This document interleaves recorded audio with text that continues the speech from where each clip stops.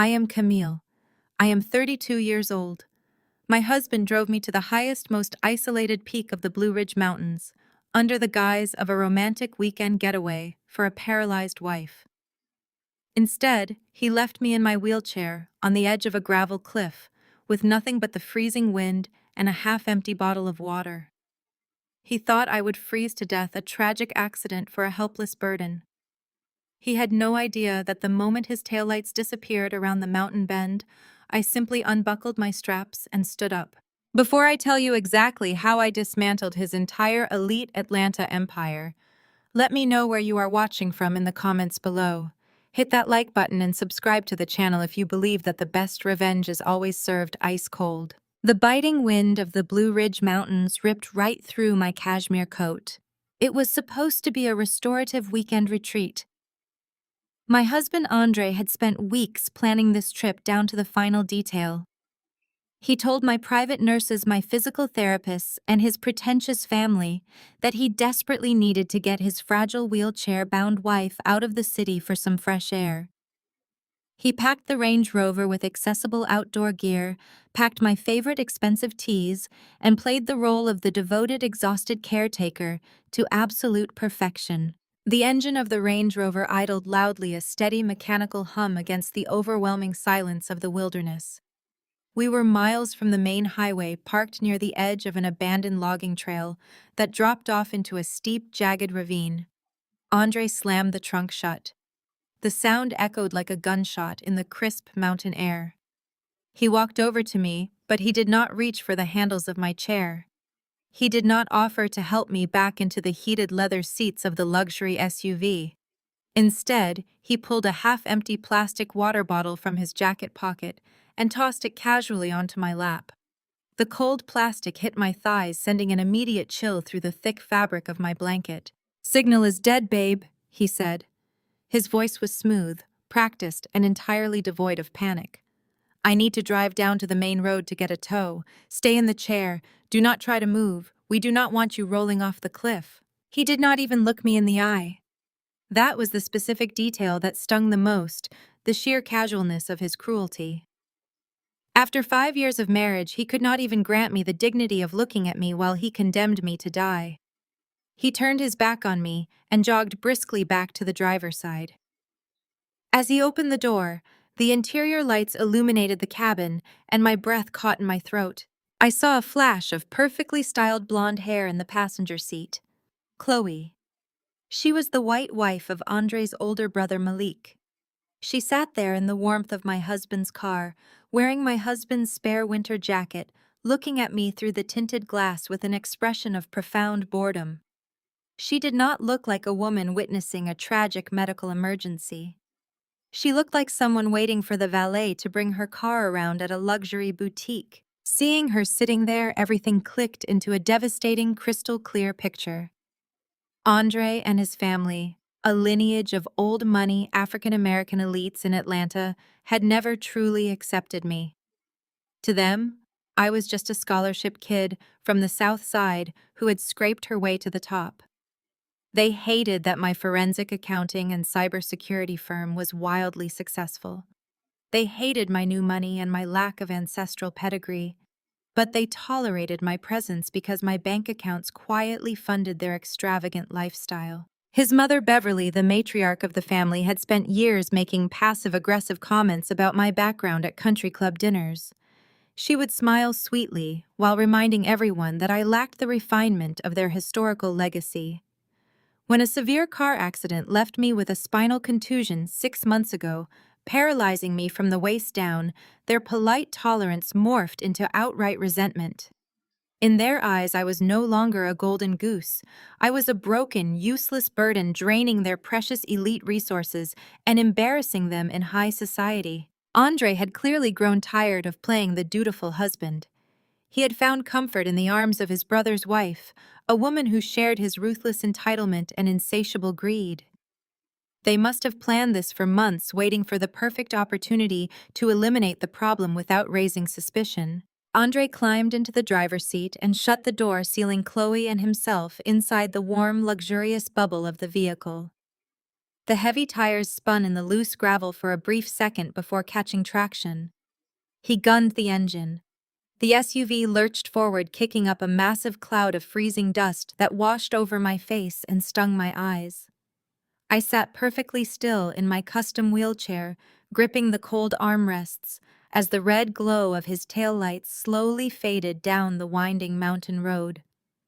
The sound of the engine grew fainter and fainter until it was swallowed completely by the howling mountain wind. I was entirely alone.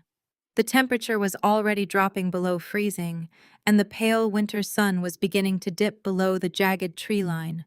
The nearest town was 20 miles away across treacherous terrain. According to Andre's highly calculated plan, I would succumb to the elements long before anyone realized I was actually missing. It would be a perfectly tragic narrative for the evening news. The devoted husband went for help only to return and find his poor paralyzed wife had frozen to death in the harsh, unforgiving wilderness. He would weep beautifully at my funeral, collect the massive $15 million life insurance payout, and absorb my highly profitable cybersecurity firm into his family's failing investment bank. I watched the exact spot where the car had disappeared for exactly 60 seconds. I counted each second in my head, pacing my breathing against the biting cold to keep my heart rate steady. 58, 59, 60. Then I reached down to the heavy leather straps securing my legs to the footrests. I unbuckled the left strap. I unbuckled the right strap. I pushed the footrests aside and placed my feet flat on the gravel. I pushed down on the armrests, engaged my core muscles, and stood up perfectly straight. A sharp gust of wind tried to knock me off balance, but my legs held incredibly firm. My spinal contusion had actually completely healed 3 weeks ago. The intense private physical therapy I endured had worked miracles. But the moment I regained sensation in my toes, I had noticed troubling discrepancies in my firm's financial logs. Using my forensic accounting expertise, I dug deeper into the remote servers. I found shell companies draining my trust funds. I found Andre secretly transferring money to cover massive margin calls for his failing investment firm. I noticed him making strange, secretive phone calls late at night. I noticed the calculating, predatory looks he and Chloe shared when they thought I was entirely incapacitated. So I made a choice to survive. I kept the miraculous recovery a total secret from everyone, including my own medical team. I remained in the chair playing the role of the helpless, dependent wife. I used my supposed paralysis as the perfect invisible cover to watch them dig their own graves. They thought I was physically broken, but they forgot my mind was a steel trap. I dusted off the front of my cashmere coat, feeling a deeply satisfying surge of adrenaline replacing the bitter cold. I reached down to the metal frame of my wheelchair. Hidden inside the hollow titanium tubing beneath the padded seat cushion was a small waterproof compartment I had installed myself weeks ago. I popped the secure cap off and pulled out a satellite phone. I powered it on the digital screen glowing brightly in the darkening mountain landscape. I dialed the only number saved in the secure device. It rang exactly twice before my private investigator Terrence answered the call. "I am in position," Terrence said, his voice crackling slightly over the encrypted satellite connection. "The extraction team is 3 miles down the ridge waiting for your signal." I watched the empty gravel road one last time, a cold, genuine smile forming on my lips. "Phase 2, I said into the receiver. My voice was steady and completely devoid of the fear Andre had fully expected me to feel. Andre took the bait exactly as predicted. He left me here. Freeze the offshore accounts immediately. Lock down the biometric servers and prepare the files for Malik. Let us burn his entire empire to the ground. The crunch of gravel beneath my boots was the loudest sound in the world. Every step sent a violent shockwave up my spine, but I did not stop.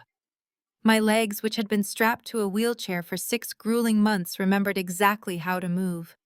The bitter wind of the Blue Ridge Mountains whipped against my face, tearing at my cashmere coat, but the freezing temperature could not compete with the heat burning inside my chest. I navigated the steep rocky incline in the pitch black, relying solely on the pale moonlight cutting through the dense canopy of trees. My muscles screamed in protest. The physical strain of the descent was intense, forcing me to focus on my breathing. Inhale the icy air. exhale the weakness they thought would kill me. I did not let my mind wander to the 5 years of marriage I had just watched drive away in a luxury SUV. There was no space for heartbreak on this mountain. There was only the calculated rhythm of my footsteps and the sharp clarity of what I had to do next. I hiked for 2 miles down the treacherous logging trail until the dense trees finally parted to reveal a narrow paved service road. Headlights cut through the darkness, blinding me for a split second. A black, unmarked SUV rolled to a silent stop on the shoulder. The passenger door clicked unlocked. I pulled the door open and climbed inside, shutting the freezing wilderness out. The blast of the heater was a physical shock to my system, but I welcomed it. Terrence, my private investigator, did not offer empty sympathy. He did not ask if I was okay or if I was hurting. He knew me better than that. We had worked together for years securing corporate espionage cases for my cybersecurity firm. He simply put the vehicle in gear and merged onto the dark highway, heading back toward the glowing skyline of Atlanta.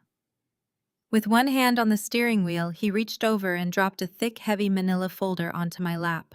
"The offshore routing data just came through," Terrence said, his voice steady and strictly professional. "You were right about the origin point. The money did not just vanish into thin air. It was a straight pipeline to the family trust." I switched on the overhead reading light and opened the dossier. This was where my absolute emotional detachment kicked in. I am a forensic accountant. Numbers are my native language, and they tell a story far more honest than any vow spoken at an altar. I flipped through the first stack of banking statements, and the sheer scale of the betrayal crystallized before my eyes. I did not shed a single tear for Andre. My eyes scanned the spreadsheets tracking millions of dollars bleeding out of my corporate accounts through a maze of dummy corporations. The financial documents revealed a truth uglier than his affair with his brother's wife. The money was flowing directly into a holding company controlled by Andre's mother, Beverly. Beverly was the grand matriarch of their family empire.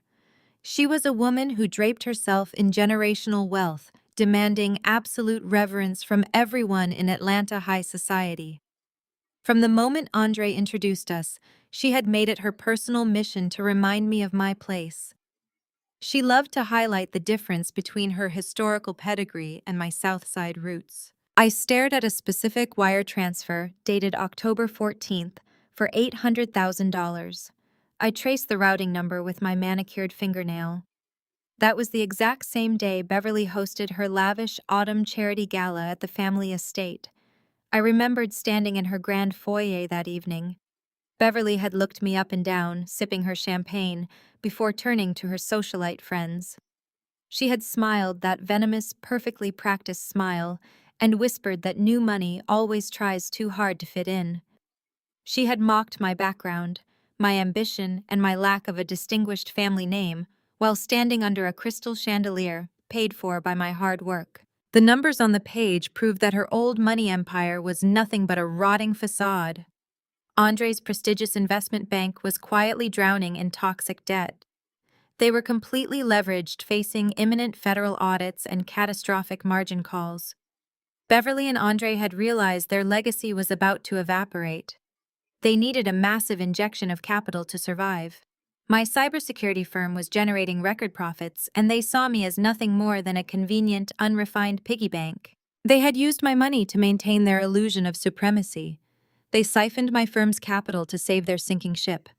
And when I was paralyzed in that car accident, they saw the perfect opportunity to take the entire pie instead of just stealing slices. I flipped to the next page in the dossier. Terrence had managed to pull the internal emails from Andre's private server. I read the correspondence between Andre and his mother. Beverly had instructed him to secure full power of attorney the moment I was hospitalized. She wrote that I was clearly too unstable to manage such a complex financial portfolio. She told her son to handle the legalities quickly before I could notice the missing capital.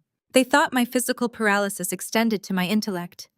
They assumed the scholarship girl who built an empire from scratch would be too overwhelmed by her disability to monitor the ledgers. They were fatally wrong. "We are 40 minutes out from the city limits," Terrence said, keeping his eyes on the road. "The secure penthouse is prepped. The servers are isolated and online." "Good," I replied, my voice a low, controlled murmur. Let them think their plan worked for tonight. I want them to sleep soundly, believing they have won. I closed the dossier and set it on the seat beside me. The adrenaline that had fueled my hike down the mountain was beginning to recede, leaving behind a dull ache in my lower back. I needed to take my medication. Even though my spine had healed, the doctors had prescribed a strict regimen of anti-seizure pills to prevent any residual neurological tremors from the initial trauma. I reached down to the floorboard and grabbed the designer duffel bag Andre had tossed out of the trunk before he abandoned me. He had packed it himself, claiming it held extra blankets and my essential medical supplies. I unzipped the main compartment and pushed aside a heavy wool throw. I reached into the side pocket where I always kept my prescription bottles. My fingers brushed against the familiar plastic cylinder. I pulled it out into the dim light of the cabin. The orange plastic bottle felt incredibly light in my hand. I frowned, looking closely at the label. It was definitely my prescription. I pressed down on the child-proof cap and twisted it open. I tilted the bottle over my open palm, expecting the familiar rattle of the small white pills. Nothing fell out. I tapped the bottom of the bottle. I held it up to the overhead reading light and peered inside. The plastic container was completely empty. Not a single pill remained. A heavy freezing dread settled in the pit of my stomach, entirely different from the cold of the mountain air. I checked the date on the label. The prescription had just been refilled 3 days ago. There should have been a full month supply inside. I stared at the empty bottle in my hand, my breathing growing shallow as the horrifying reality washed over me. Andre had packed this bag. Andre had handed me this bag before he drove away. He knew exactly what a sudden withdrawal from that specific medication would do to my traumatized nervous system. He knew that the extreme physical stress of the freezing temperatures combined with the lack of my anti-seizure medication would trigger a massive fatal neurological event. He did not just leave me on that mountain to freeze. He did not just abandon me to die slowly from exposure. He deliberately emptied the bottle. He intentionally removed the one thing keeping my brain chemistry stable. He made absolutely sure that my body would violently shut down long before anyone could ever find me. My hands began to shake, holding the empty plastic container. It was not just a betrayal of our marriage.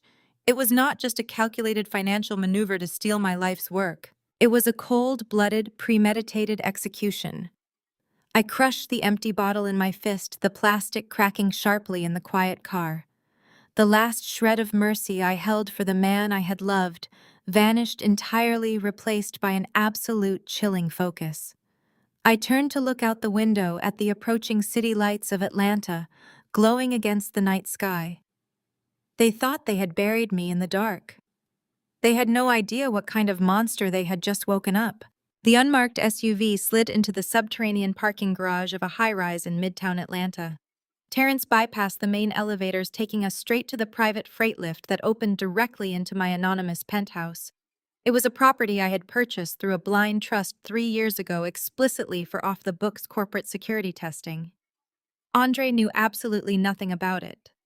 Stepping out of the elevator, the space was dark and completely sterile. No warm touches, no family photos, no evidence of the life I had just watched evaporate on a freezing mountain. There were only rows of heavy-duty servers, massive black monitors, and reinforced steel desks. I did not need comfort tonight. I needed processing power. I walked straight to the main terminal, my boots echoing sharply against the polished concrete floor.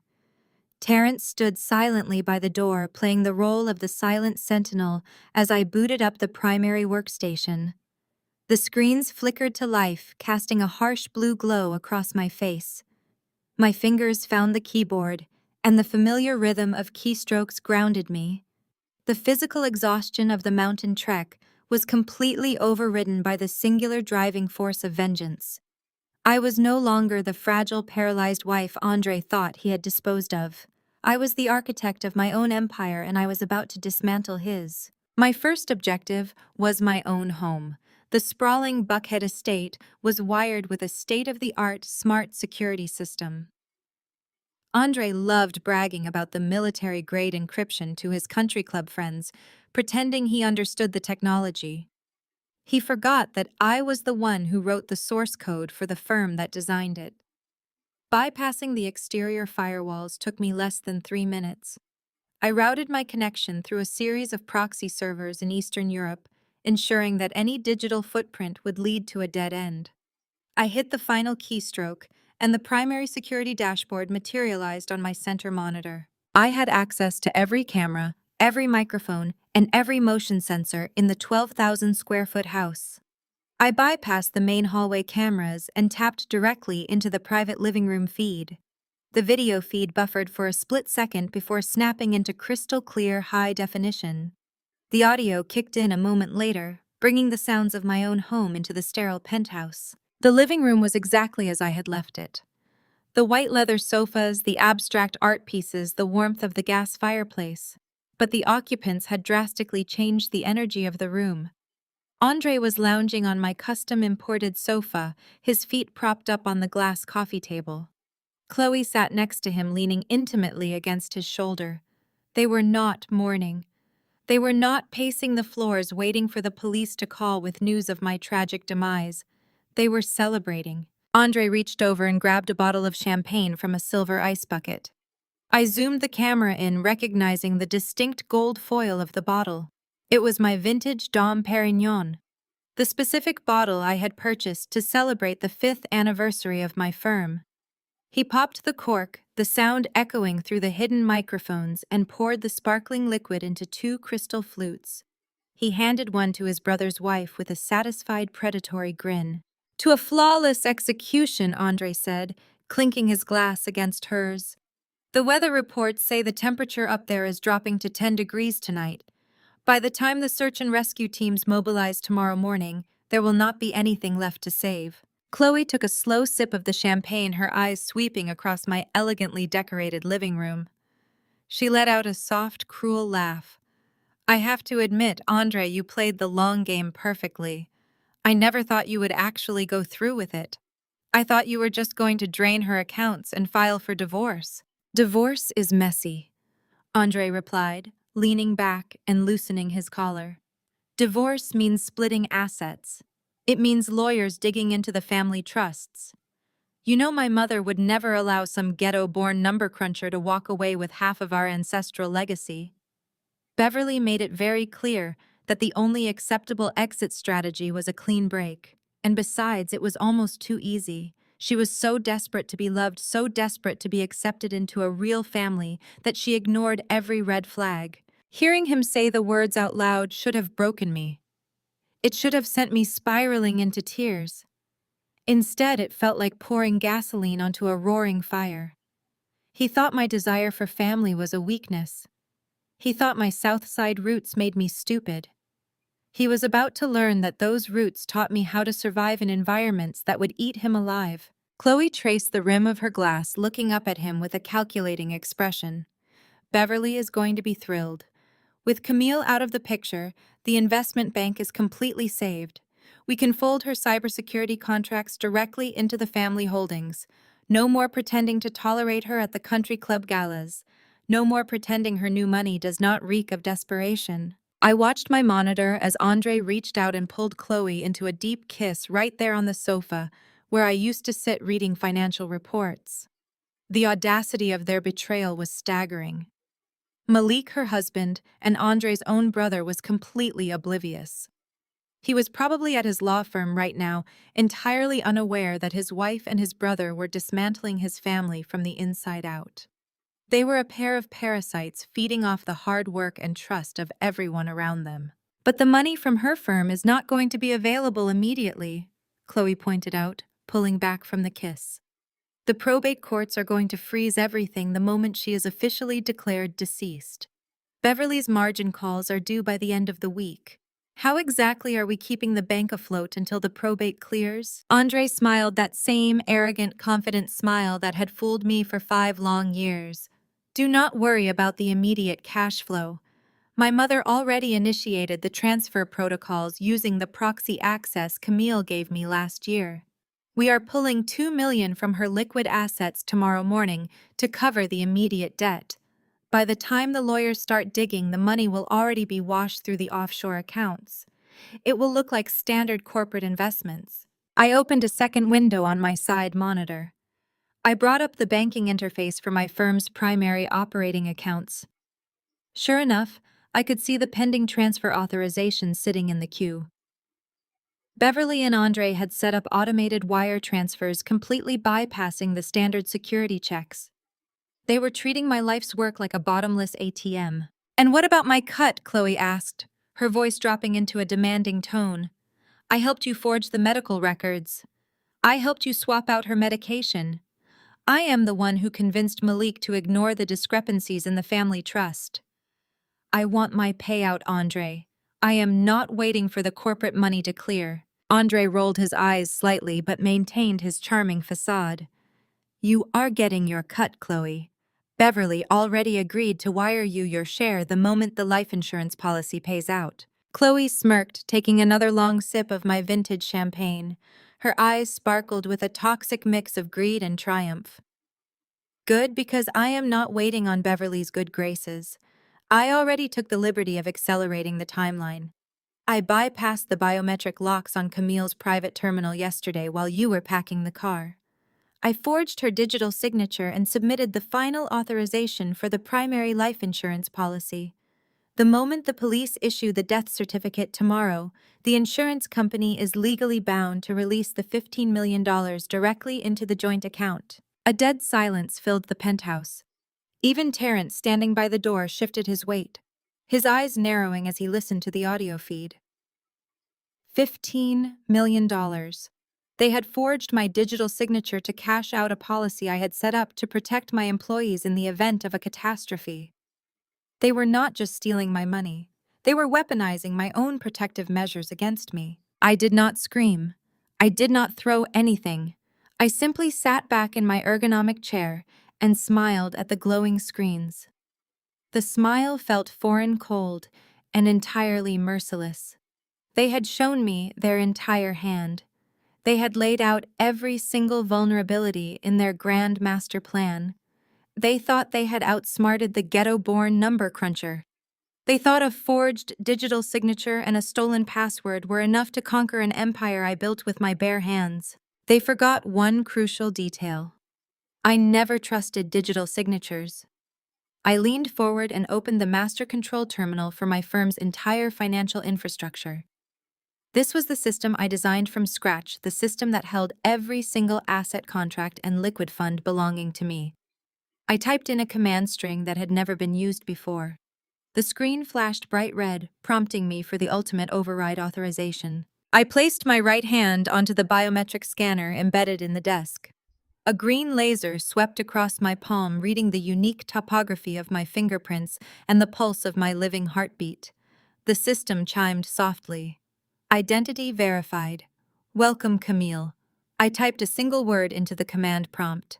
"Lockdown." I hit the enter key. Instantly, a wave of red warning boxes cascaded down the secondary monitors.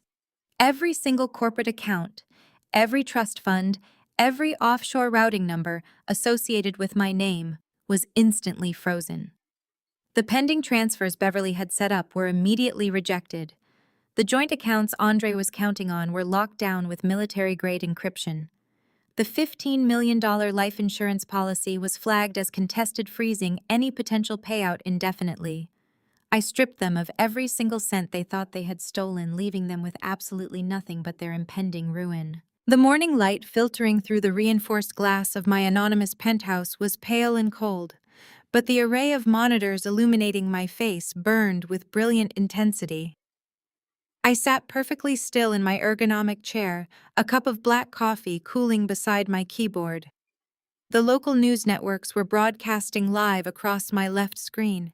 I turned up the volume, listening to the smooth, practiced cadence of a man I had once promised to love until death parted us. Andre was standing at a wooden podium positioned directly in front of the Atlanta Police Department headquarters.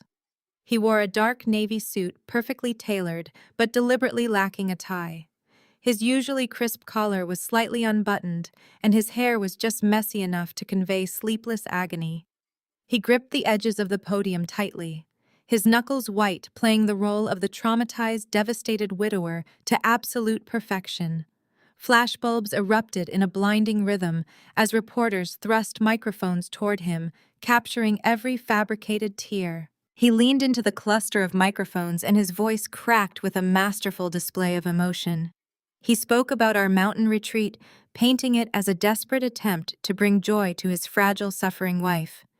He told the gathered press that the spinal injury from my car accident had taken a severe toll on my mental health, leaving me confused and deeply vulnerable. He claimed his vehicle had stalled, and when he returned from seeking help, I had simply vanished into the freezing wilderness. He begged the public to check their properties, to search the trails, and to bring his beloved Camille home safely. Just behind his right shoulder stood Chloe. She was dressed in somber conservative colors, playing the supportive grieving sister-in-law flawlessly. She dabbed at her perfectly dry eyes with a white tissue, reaching out to place a comforting hand on Andre's shoulder whenever his voice seemed to falter. The sheer hypocrisy of their performance, the coordinated precision of their lie, made my blood run cold. They were standing on national television, pleading for the safe return of a woman they had intentionally condemned to freeze to death just 12 hours prior. I did not let anger cloud my precision.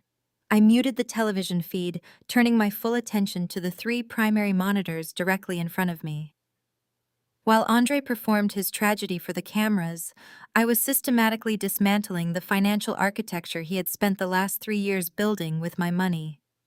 My fingers flew across the illuminated keyboard, executing command after command through a secure encrypted network. The digital ledgers laid bare the absolute truth of their desperation.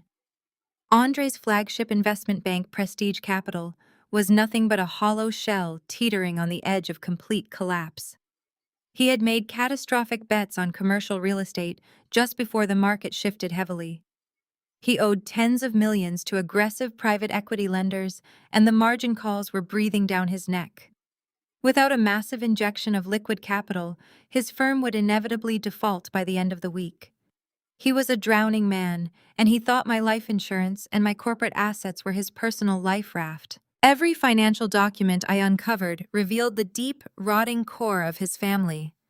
I located the specific shadow companies and offshore accounts Beverly had set up in the Cayman Islands.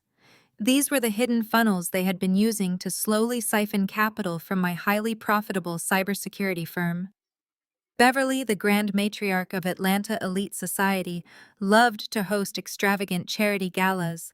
She loved to stand under imported crystal chandeliers and mock my lack of pedigree. She constantly told her country club friends that my new money was unrefined and lacked the elegance of their historical legacy. Yet as I traced the digital paper trail, I saw exactly how desperately her pristine old money empire relied on my unrefined cash.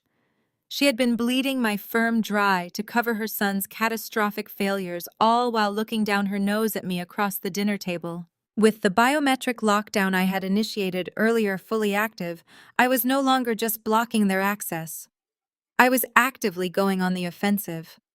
I executed a series of aggressive reverse wire transfers, clawing back every single cent they had siphoned over the past 6 months. I pulled my corporate assets out of their shadow accounts and dropped the funds into an impenetrable blind trust, heavily fortified by layers of code I had written myself. I watched the balances on Andre's secret ledgers plummet from 8 figures down to absolute zero in a matter of seconds. I was erasing his safety net while he was busy wiping fake tears from his cheeks on live television. The press conference eventually concluded. The news anchors transitioned back to the studio, praising Andre for his unwavering devotion and bravery in the face of unspeakable tragedy. I closed the news stream and brought up the smart home security feeds from my Buckhead estate. I had hacked into my own cameras earlier, but now I focused specifically on Andre's private mahogany study. 45 minutes later, the heavy front doors of the estate swung open. Andre walked inside, followed closely by Chloe. The sorrowful widower mask vanished the exact second the door clicked shut behind them. Andre rolled his shoulders, letting out a long breath of relief.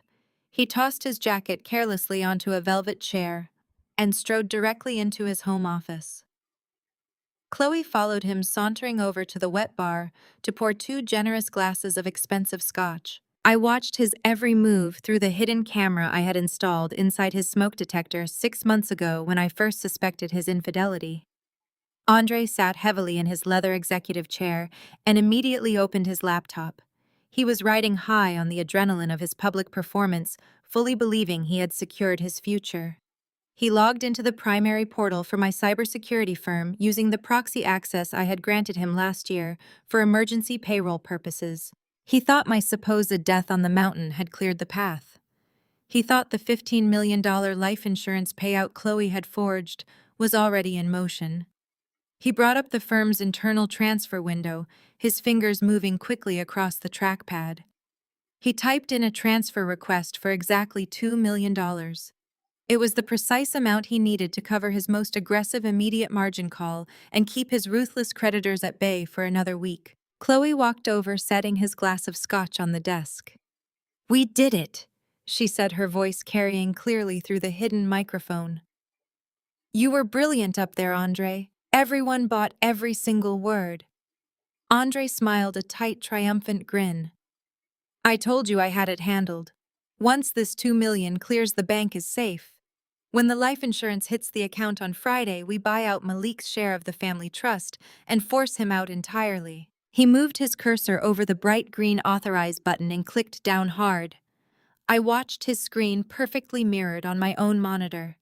A bright, blaring red error message immediately flashed across his laptop. "Access denied. Insufficient privileges. Biometric override required." Andre frowned heavily. The triumphant smile slipped from his face. He muttered a sharp curse under his breath and jabbed his finger against the trackpad, clicking the authorize button a second time. The same bright red error message flooded his screen, locking him out completely. He hit the refresh key. He typed the proxy password again, his movements growing frantic and uncoordinated. "Denied, denied, denied." "What is it?" Chloe asked, noticing the sudden shift in his posture. "What is wrong with the portal?" "It is locked," Andre said, his voice tight with sudden panic. "The system is rejecting my proxy credentials. It is demanding a biometric scan. That is impossible. Camille is the only one who can authorize a biometric lockdown." He slammed his fist against the mahogany desk, rattling his glass of scotch. He stared at the red screen, his mind struggling to comprehend how a woman currently freezing to death at the bottom of a ravine could possibly revoke his digital access. Before Chloe could offer a response, the heavy double doors of the study flew wide open, crashing loudly against the wall. Beverly burst into the room, her designer silk blouse practically vibrating with absolute unhinged rage. She ignored Chloe entirely and marched straight up to Andre's desk, her face twisted in sheer terror. "The bank just called," she screamed, her perfectly manicured composure completely shattered. "The master codes were changed an hour ago." Beverly stood in the center of the study, her chest heaving rapidly beneath her designer silk blouse. The perfectly maintained facade of the Atlanta elite matriarch had vanished completely, replaced by raw, unhinged panic. She slammed her crocodile leather handbag onto Andre's desk with enough force to knock over a heavy crystal paperweight. "I just got off the phone with the bank directors in Zurich," she shrieked, her voice cracking with pure hysteria. "The shadow accounts are completely empty. The corporate safety nets are frozen. The bank says the biometric master locks were triggered exactly 12 minutes ago. Tell me you did not trigger a massive fraud alert, Andre." Andre stared at his mother, his face instantly draining of all color. He looked like a man who had just watched his own executioner sharpen the blade. "It was not me," he stammered, his voice dropping an octave as he frantically jabbed at his laptop trackpad. "The system locked me out. It is demanding Camille's direct biometric authorization to move a single cent." Beverly let out a sound that was half scream and half sob. "Camille is dead at the bottom of a frozen ravine. How can a dead woman change the master corporate codes from the middle of the wilderness?" She paced the length of the expensive Persian rug, her hands pulling frantically at her meticulously styled hair. "The margin calls are due at sunrise. If we do not wire $2 million by 6 in the morning, they are going to seize this estate. They are going to liquidate the investment bank. We will be absolutely ruined. We will be pariahs in this city." She turned her wrath fully onto her son. She berated his incompetence, his inability to handle a simple wealth transfer, and his absolute failure to secure the liquid funds before dealing with his wife. I watched the entire meltdown from the glowing screens in my penthouse, taking a slow, satisfying sip of my coffee. The mighty Beverly, who had sneered at my lack of pedigree for years, was now having a complete nervous breakdown over the loss of my hard-earned money. After a few more minutes of vicious screaming, Beverly snatched her handbag off the desk. She announced she was going to the family lawyers to find a legal loophole to bypass the biometrics, completely unaware that no such loophole existed in my architecture. She stormed out of the study, slamming the heavy mahogany doors behind her. The silence that followed was suffocating. Andre sank back into his leather executive chair, burying his face in his trembling hands. Chloe stood by the wet bar, her supportive grieving sister-in-law routine completely discarded. The romantic thrill of their illicit affair evaporated the very second the money vanished. She poured herself another massive glass of my vintage scotch and walked slowly over to the desk. So Chloe said, her voice entirely devoid of warmth or affection. What exactly is the backup plan?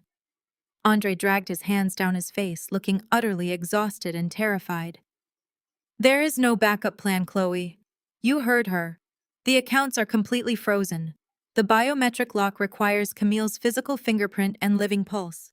We are completely locked out of the entire empire. Chloe slammed her crystal glass down on the wooden desk, the loud clatter making Andre jump in his seat. That is not my problem, she snapped. I did not risk my entire life, my marriage to your brother, and my personal freedom for a frozen bank account. You promised me a massive payout today. I want my money. The pressure cooker finally fractured. Andre leaped to his feet, his heavy chair rolling backward and slamming violently into the bookshelf. You want your money? Did you not just hear what I said? We are completely bankrupt.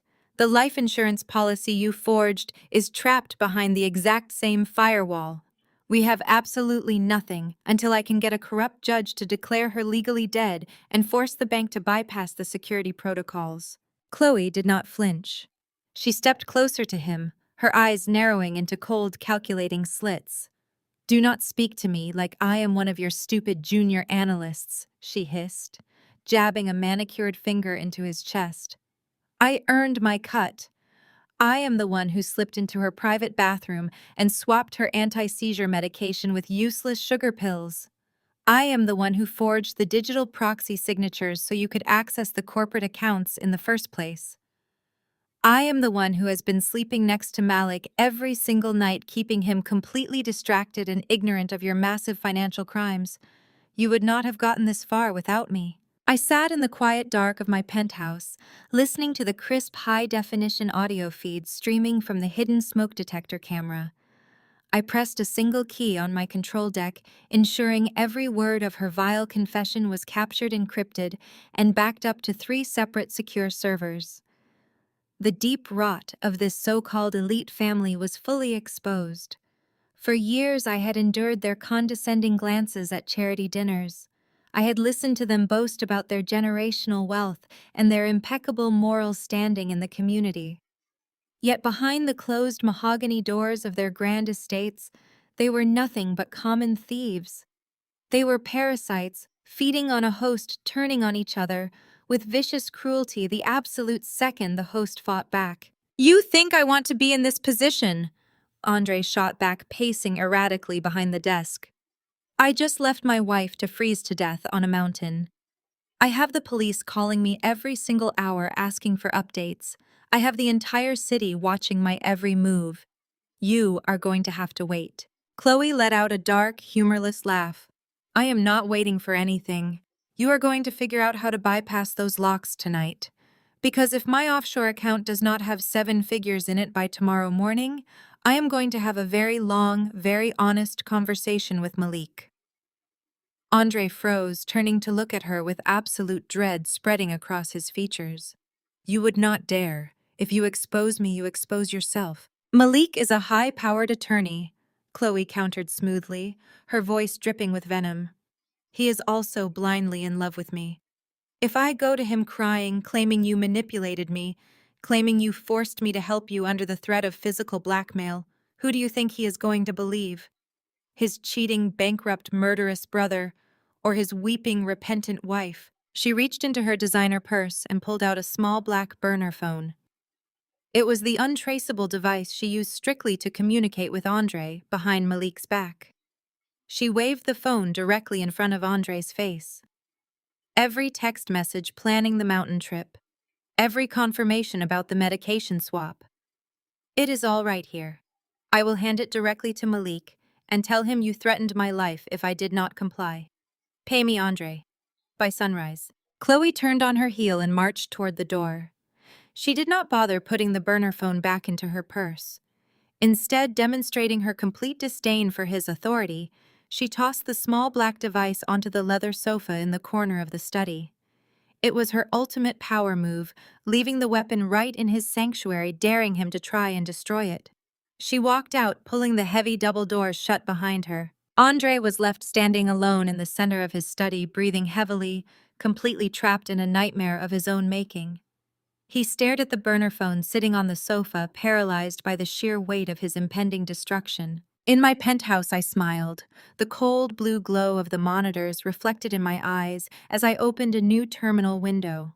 Chloe thought she was in control of the narrative. She thought she held the ultimate leverage over Andre. She had no idea she had just handed me the exact weapon I needed to accelerate their mutual annihilation. I ran a highly specialized trace program on my secure network. I targeted the specific cellular band of the burner phone sitting on the sofa in Andre's study. Within seconds, my software bypassed the local cell towers and locked onto the device's internal GPS receiver. I generated a precise, pinpoint, accurate location link. Then I pulled up an anonymous, untraceable messaging application. I entered the personal cell phone number of my brother-in-law, Malik. Malik was the only member of the family who had ever shown me a fraction of genuine respect, though he was entirely blinded by his loyalty to his bloodline.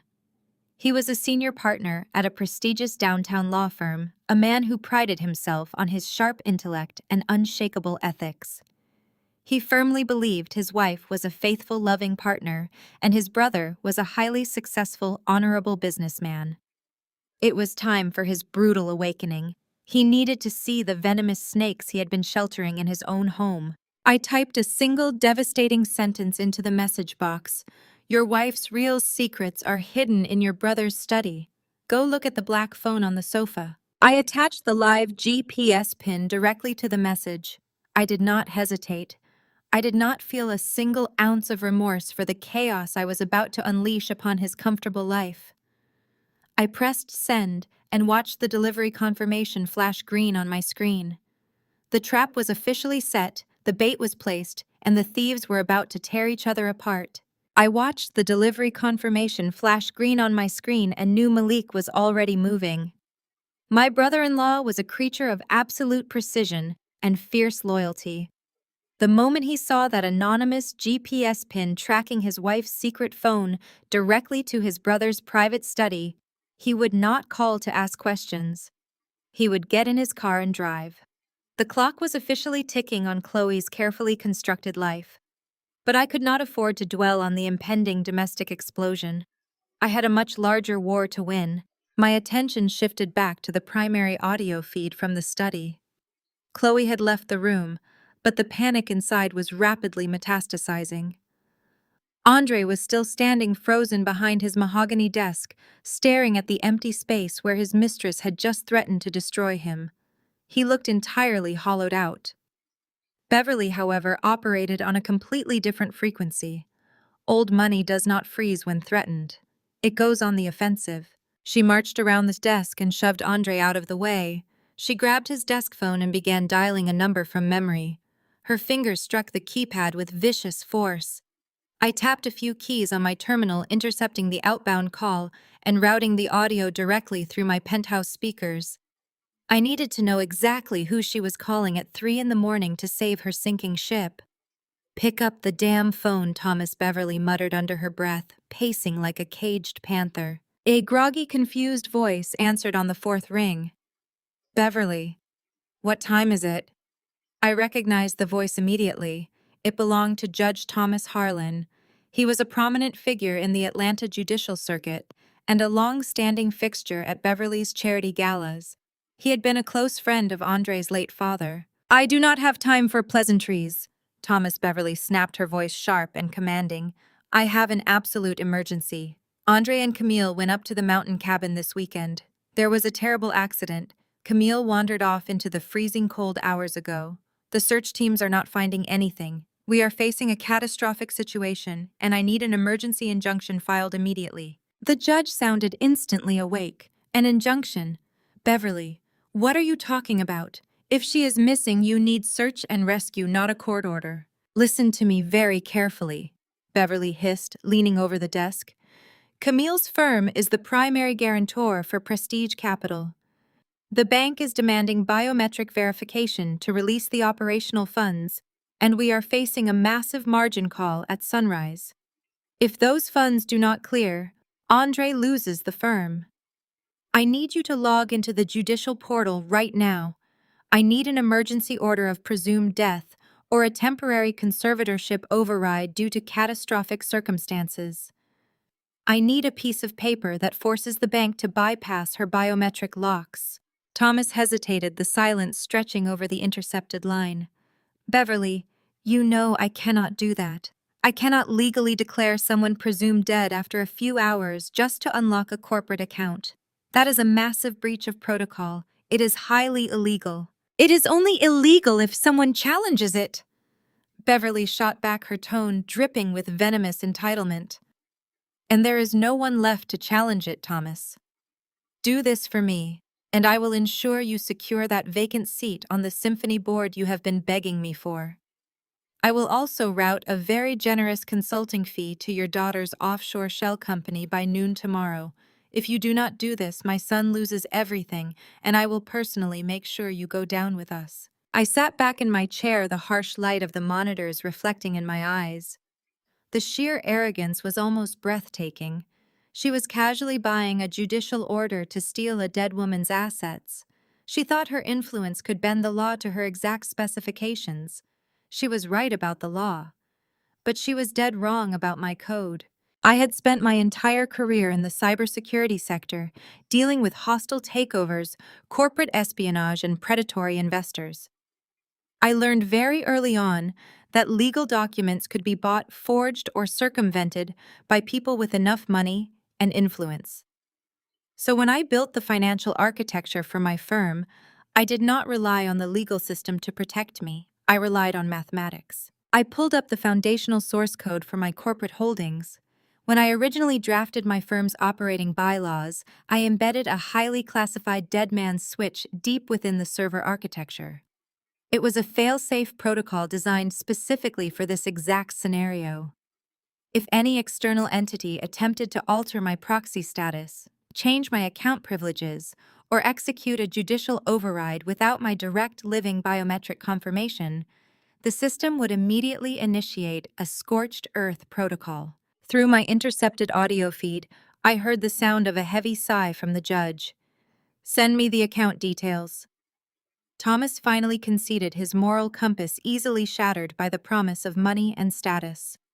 "I will file an emergency electronic injunction under a sealed docket. It will force the bank to recognize Andre as the sole executor of the estate pending the search results. Give me 20 minutes. Beverly slammed the phone down and let out a breathless laugh. "I told you," she said, turning to Andre, who was still staring blankly at the wall. "I told you I would fix this. The judge is filing the override. The funds will be unlocked before the market opens. We are going to be fine." I smiled. My hands moved across the keyboard with absolute precision. I unlocked the dead man's switch, placing the system on high alert. I did not need to fight the judge. I just needed to let him open the door so I could slam it permanently shut on their fingers. 20 minutes later, the digital alert flashed across my primary monitor. The bank's servers had received the emergency judicial injunction from Judge Harlan.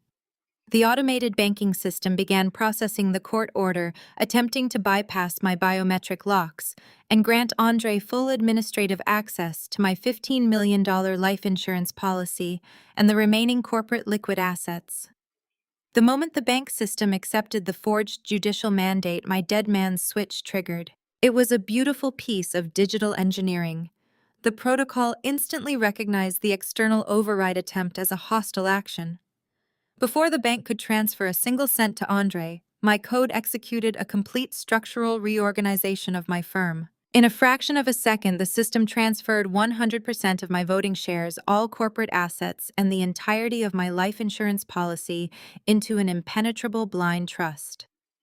This trust was managed by a sovereign offshore entity located in a jurisdiction that did not recognize United States judicial orders.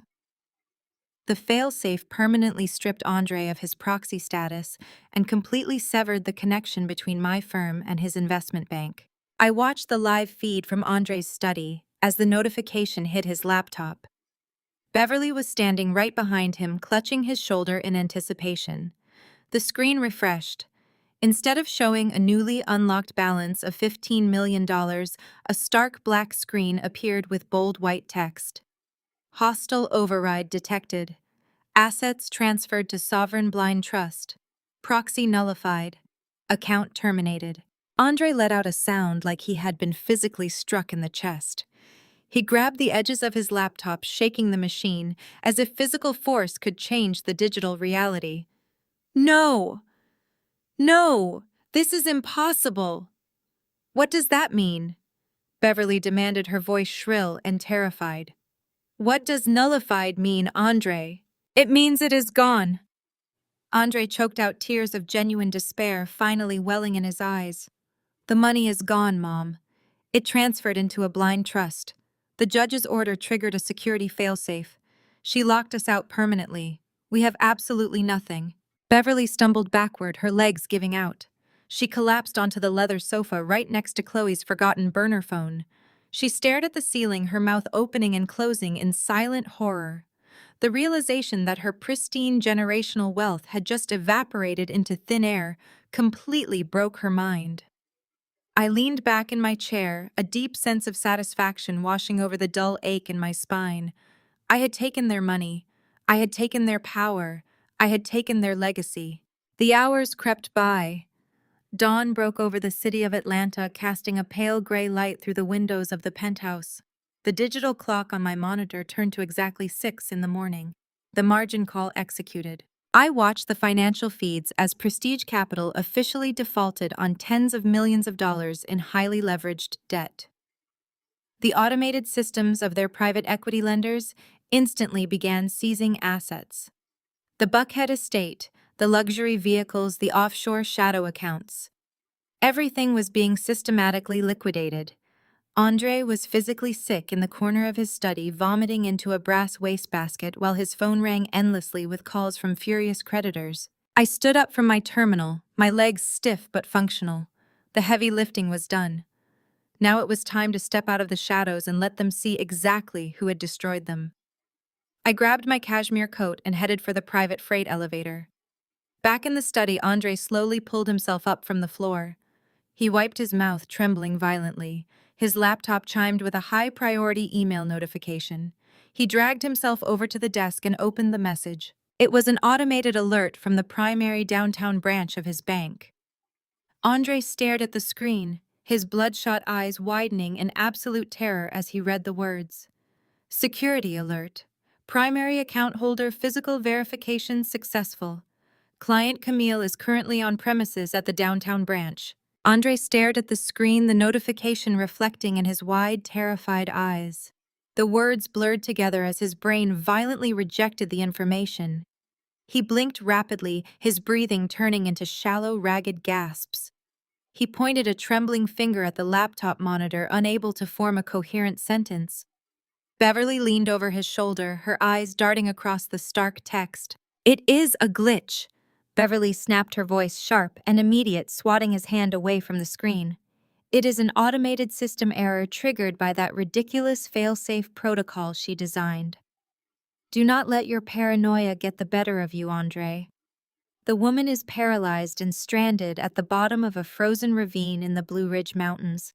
She did not miraculously hike back to civilization, secure a ride to Atlanta, and casually stroll into a downtown bank branch at 6 in the morning. It is a digital ghost. Nothing more.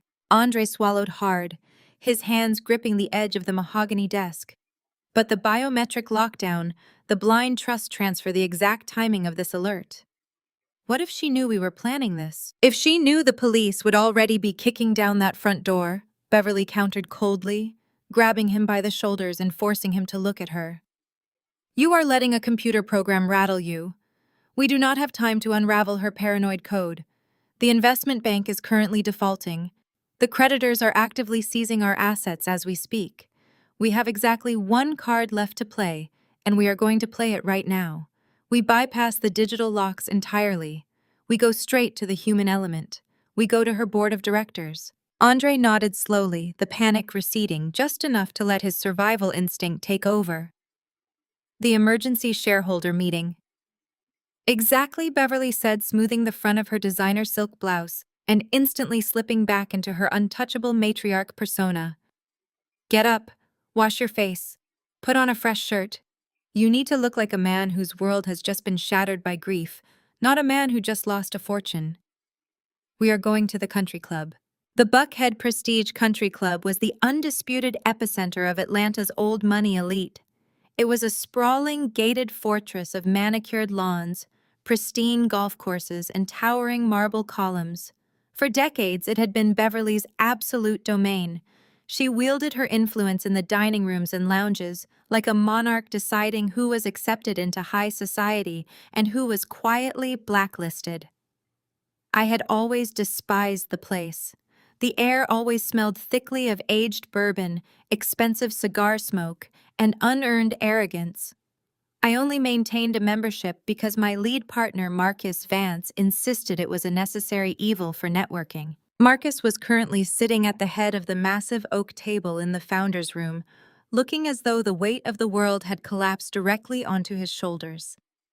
He was a brilliant, pragmatic engineer in his late 50s, the man who had helped me scale my cybersecurity firm from a tiny startup into a global powerhouse. He was more than a business partner. He was the closest thing I had to a father figure.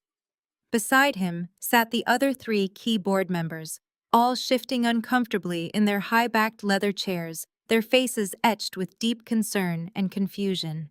The heavy mahogany double doors pushed open and Andre walked into the room flanked by Beverly. Their performance was absolutely flawless. Andre looked utterly broken. He wore a dark suit, his tie deliberately missing his collar, unbuttoned, his hair slightly disheveled. He kept his eyes cast downward, projecting the image of a man barely holding himself together. Beverly walked beside him with her hand resting protectively on his arm, dressed in somber charcoal gray, her posture rigid with maternal sorrow. Andre, Marcus said, standing up immediately, his voice thick with emotion. We came the second we got your message. Please tell me the police have an update. Tell me they found her. Andre paused at the head of the table. He let out a ragged, perfectly timed sigh, raising a hand to pinch the bridge of his nose. He shook his head slowly. The search and rescue teams have been out all night, Marcus. They brought in thermal imaging drones an hour ago. The temperature on the mountain dropped to 12 degrees last night. The sheriff told me we need to prepare ourselves for the worst. Marcus sank back into his chair, running a hand over his face. This makes no sense. Camille is the strongest person I know. She survived a catastrophic car accident. She fought her way through 6 months of grueling physical therapy just to be able to stand up again. She would not just wander off into the freezing woods. It defies logic. That is why I asked you all to come here, Beverly intervened, her voice carrying a soft, mournful vibrato that commanded the absolute attention of everyone in the room. She moved to the side of the table, placing her hands flat against the polished oak. You all saw Camille as the brilliant, unshakable CEO. You saw the fierce entrepreneur who built this firm, but you did not see the woman she became behind closed doors after the accident. Beverly paused, letting a single, highly practiced tear slip down her cheek. She retrieved a white handkerchief from her purse and dabbed at her eyes. The trauma of the paralysis broke her in ways she refused to let you see. She was struggling with severe, crippling depression. The physical pain was constant, but the mental anguish was worse. She felt her brilliant mind was failing her. She felt she was becoming a burden. Andre spent every single night holding her while she cried, trying to convince her that her life still had value. We took her up to the mountain cabin, hoping the quiet and the fresh air would bring her some peace. Instead, the isolation seemed to amplify her despair. She waited until Andre went to find help for their stalled vehicle, and she made a tragic final choice. I watched the live audio and video feed from the country club security cameras, my jaw clenching so hard my teeth ached. Beverly was weaponizing my trauma. She was using the darkest, most terrifying period of my life, the months I spent fighting to regain the use of my legs, to paint me as a suicidal, broken victim. She was manipulating the people who respected me most, twisting my fierce independence into a story of secret mental collapse. Marcus looked devastated, but his analytical mind was still fighting the narrative. Even if that is true, Beverly, even if she was suffering, we have to wait for the authorities to conclude their investigation. Why call an emergency shareholder meeting at 8 in the morning while the search is still active? Because Camille's fragile state of mind compromised the firm, Andre said, stepping forward and taking control of the room. He placed a thick leather binder onto the table, flipping it open to reveal a stack of dense legal documents. Late last night, before she disappeared, she triggered a massive systemic security lockdown across the entire corporate infrastructure. She initiated a fail-safe protocol that completely froze the primary operating accounts, the payroll reserves, and the client escrow funds. The three other board members sat up straight, the mention of frozen funds instantly replacing their sorrow with sharp corporate panic. "What do you mean the accounts are frozen?" one of the directors demanded, leaning forward. "We have a multi-million-dollar payroll processing on Friday. We have international server contracts drafting tomorrow. If those accounts default, the firm faces immediate breach of contract across the board." "Exactly," Andre said, his voice rising with urgent manufactured concern. "The system is demanding Camille's direct biometric authorization to unlock the funds. The bank cannot bypass it. The security vendors cannot bypass it. The entire financial heartbeat of the company is deadlocked. If the market opens on Monday and our vendors realize we are in default, the stock will plummet. The clients will pull their contracts. Camille's life's work, the legacy she bled to build, will be completely dismantled by the end of the month." Marcus stared at the legal documents on the table, his brow furrowed in deep suspicion. "And what exactly are these documents, Andre?" "They are emergency transfer of authority decrees," Beverly said, her tone shifting from mourning mother to pragmatic executive. "They grant Andre full unilateral executive control over the firm's financial architecture. With the board's unanimous signature, Andre can present these documents to a federal judge this morning. We can secure an emergency conservatorship override. It will force the bank to recognize Andre as the sole acting executor, allowing him to bypass the biometric locks and stabilize the accounts before the company bleeds out." "You want us to sign over total executive control of the firm to you?" Marcus asked, his voice hardening with skepticism. "While the search teams are still looking for her. You want us to hand over the keys to the kingdom based on a presumed tragedy? I want to save my wife's company." Andre fired back, slamming his hand on the table to emphasize his righteous indignation. "Do you think I want to be dealing with corporate bylaws right now? I want to be on that mountain tearing the woods apart with my bare hands to find her. But I promised Camille I would always protect what she built.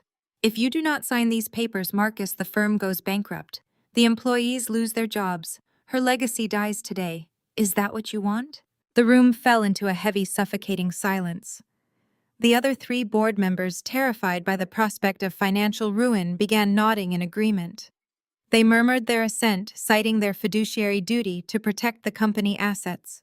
They were completely blinded by the panic Andre had so expertly orchestrated. Marcus looked down at the documents. He was torn between his fierce loyalty to me and his responsibility to the hundreds of employees who relied on the firm for their livelihood. He did not trust Andre. He never had, but the threat of an immediate financial default was real. He knew my security protocols better than anyone. He knew that if a full biometric lockdown had been triggered, the only way out was a catastrophic legal override. Beverly stepped closer, sliding a heavy gold fountain pen across the polished oak table until it rested directly in front of Marcus. "Please, Marcus." Beverly whispered, her voice a masterclass in gentle persuasion. "We are all grieving. We are all terrified. But we have to be practical. Sign the papers. Let Andre save the company. Let us honor her brilliance by ensuring her empire survives this tragedy." Marcus stared at the gold pen. He let out a long, shuddering breath, the fight slowly draining from his posture. He reached out, his thick, calloused fingers wrapping around the barrel of the pen. He pulled the legal documents toward him, his eyes scanning the signature line that would legally hand my entire life over to the man who tried to murder me. Andre stood perfectly still, his heart pounding, his eyes fixed intensely on the pen. He was seconds away from victory. He was seconds away from unlocking the blind trust and saving himself from absolute destruction. Marcus pressed the gold nib of the pen against the thick paper. The heavy mahogany double doors of the founder's room swung open with a violent, resounding crash. I stepped across the threshold, the sharp, rhythmic impact of my 5-inch black Christian Louboutins striking the polished hardwood floor like gunshots in the dead, silent room. I was not wearing the damp, freezing hiking clothes Andre had left me in. I was wearing a pristine, tailored ivory crepe suit, my hair flawlessly blown out, my makeup sharp enough to cut glass. I looked exactly like the apex predator of the corporate world they all knew me to be. I certainly did not look like a fragile, broken woman who had wandered off into the freezing wilderness to end her own life. The entire country club froze in absolute shock. The waiter refilling water glasses by the sideboard dropped a silver pitcher. The sharp clatter of ice and sterling silver hitting the floor did nothing to break the paralysis gripping the table. Andre physically recoiled. All the blood drained from his face, leaving him the color of wet ash. He stumbled backward, his hands grasping blindly behind him for support. He slammed into the mahogany credenza, knocking over a massive, ornate crystal centerpiece. It shattered against the floorboards into 1,000 glittering pieces, a perfect physical manifestation of his meticulously constructed scheme, disintegrating in real time. I did not yell. I did not scream. I did not give them the satisfaction of an emotional outburst. I walked slowly toward the head of the table, letting the silence stretch until it was suffocating. I smiled warmly, letting my gaze drift over the terrified faces of the board members before locking directly onto my husband. "I hope I am not late for my own memorial," I said, my voice smooth and perfectly conversational. "Andre, honey, did you not find a tow truck?" Andre opened his mouth, but only a pathetic strangled wheeze came out. He looked like a man staring directly at a ghost. Marcus was the first to move. His hand, which had been hovering over the signature line of the emergency transfer decree, suddenly pulled back as if the paper had caught fire. The heavy gold fountain pen slipped from his fingers and clattered onto the table. He stared at me, his eyes wide with a mixture of profound relief and dawning fury as he processed the reality of my presence versus the tragic fiction Andre had just fed them. Camille, Marcus breathed out, his voice thick with shock. "Andre told us you were missing. He said you wandered off into the snow. He said you were struggling with severe depression." "Did he really?" I asked, tilting my head in mock sympathy as I reached the edge of the table. I picked up the gold pen, turning it slowly in my hands. How beautifully tragic. "Did he also happen to mention that before he hiked down the mountain to allegedly find help for our stalled SUV, he deliberately emptied the coolant reservoir? Or that he took my satellite phone and locked the cabin's backup generator behind a keypad I did not have the code to?" The 3 junior board members gasped collectively, shifting their horrified stares from me to Andre. "That is a lie," Andre stammered, finally finding a fraction of his voice. He took a step forward, his hands raised defensively. "She is lying. She is unwell. You all know about her accident. You know the medication she takes. She is having a paranoid delusion." I smiled, shaking my head in mild amusement. A paranoid delusion.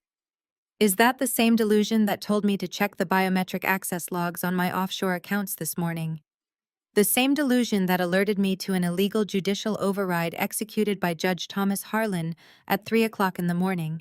I tossed the gold pen onto the table and picked up the thick stack of transfer decrees they had been seconds away from signing. I did not even bother reading them. I gripped the heavy parchment and ripped the documents cleanly in half, then dropped the torn pieces directly onto the polished wood. "There will be no emergency conservatorship today, gentlemen," I announced, addressing the board.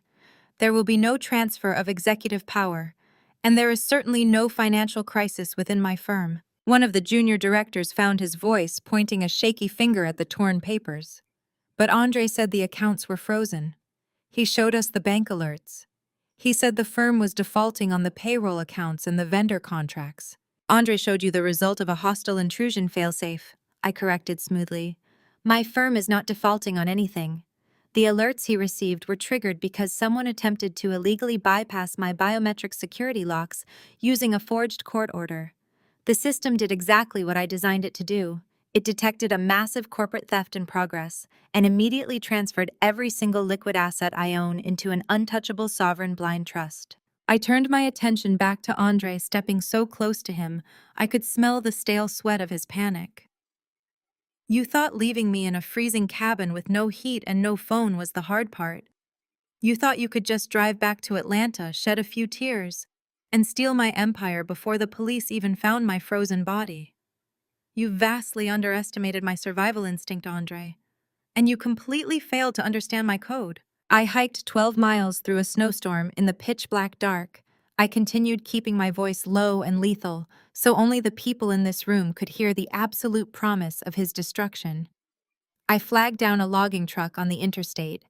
I rode into the city, walked into my downtown bank branch the moment the doors unlocked, and verified my pulse. My money is safe, my company is safe, but Prestige Capital just defaulted on its margin calls, did it not? Andre fell back against the credenza, sliding down the wood paneling until he was practically sitting on the floor amid the shattered crystal.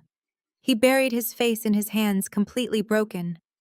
The board members watched in disgusted silence, the reality of the attempted corporate coup settling over them. Marcus stood up from his chair, his imposing frame casting a long shadow over the torn transfer papers. "You son of a bitch!" Marcus snarled, glaring down at Andre. "You sat in my office and drank my scotch and told me my best friend was dead. You tried to use our grief to steal her company to cover your own bankrupt debts. I am going to make sure you never work in this sector again. I will see you federally indicted for this." The room was entirely mine. The board was furious, Andre was neutralized, and my firm was completely secure. It was the perfect, flawless execution of a corporate defense. But I had momentarily forgotten about the most dangerous snake in the room. Beverly had been standing by the window, entirely silent since the moment I walked through the double doors. She had not panicked. She had not fainted. She had watched her son collapse and her generational wealth evaporate with the cold, calculating eyes of a predator recalculating its hunting strategy. She realized instantly that the emotional manipulation had failed. She realized the corporate theft was dead. So she immediately pivoted to the only weapon she had left: pure, unadulterated legal warfare. Beverly stepped away from the window, the heels of her expensive shoes clicking sharply against the floor. She did not look at her son weeping on the floor. She did not look at the furious board members. She looked directly at me, her face a mask of absolute vicious composure. She reached into her designer handbag and pulled out her smartphone. She tapped the screen with perfectly manicured fingers, her eyes locking onto mine with a dark, triumphant gleam. She raised the phone to her ear. "Yes, operator. I have a massive emergency at the Buckhead Prestige Country Club," Beverly said, her voice projecting loudly across the room, completely steady and devoid of any panic. "I need police dispatched immediately. My daughter-in-law Camille has just appeared here after faking her own disappearance in the Blue Ridge Mountains." Marcus stepped forward, his face twisting in outrage. "Beverly, what are you doing? Put the phone down." Beverly ignored him completely, keeping her eyes fixed on me as she spoke clearly into the receiver. "Yes, she faked her own death to trigger an illegal corporate asset transfer. She intentionally misled the authorities and orchestrated a massive financial fraud to ruin my son's investment bank. She is standing right in front of me. Arrest her for fraud. The operator's voice crackled faintly through the speaker of Beverly's phone asking for clarification, but Beverly simply ended the call and dropped the device back into her crocodile leather bag. The silence that swept through the founder's room was absolute. The three junior board members stared at her in wide-eyed horror, completely paralyzed by the sheer sociopathic audacity they had just witnessed. Marcus slowly backed away from the table, his expression hardening into a mask of pure disgust. "You are out of your mind," Marcus stated, his voice low and dangerous. "Your son just tried to steal this firm using a forged injunction. He lied about Camille being dead, and your first instinct is to call the police and accuse the victim of fraud." "She is the fraud," Beverly shrieked, pointing a manicured finger directly at my chest. "Look at her, Marcus. Does she look like a woman who just crawled out of a frozen ravine? Look at her suit. Look at her shoes." This was a staged, theatrical performance designed to humiliate my son and steal his assets. I stood perfectly still, letting her hysterical accusations echo off the wood-paneled walls. The physical reality of my presence was indeed striking. My tailored ivory suit was immaculate. My 5-inch Louboutins were spotless. I had spent the last 4 hours in the executive suite of a luxury downtown hotel utilizing a private styling service to completely erase the physical evidence of my near-death experience. I needed to walk into this room looking like an untouchable corporate titan, not a surviving victim. The psychological impact of my pristine appearance was currently shattering Beverly's grip on reality. She planned this. Beverly continued pacing frantically behind Andre, who remained crumpled on the floor among the shattered crystal. She hid her assets. She locked the bank accounts. She lured Andre to that mountain so she could execute this hostile takeover. When the police get here, they are going to arrest her. They are going to see exactly what she is. No one in the room moved to support her. The junior directors were already quietly gathering their briefcases, desperate to distance themselves from the radioactive fallout of the Atlanta elite's most spectacular implosion.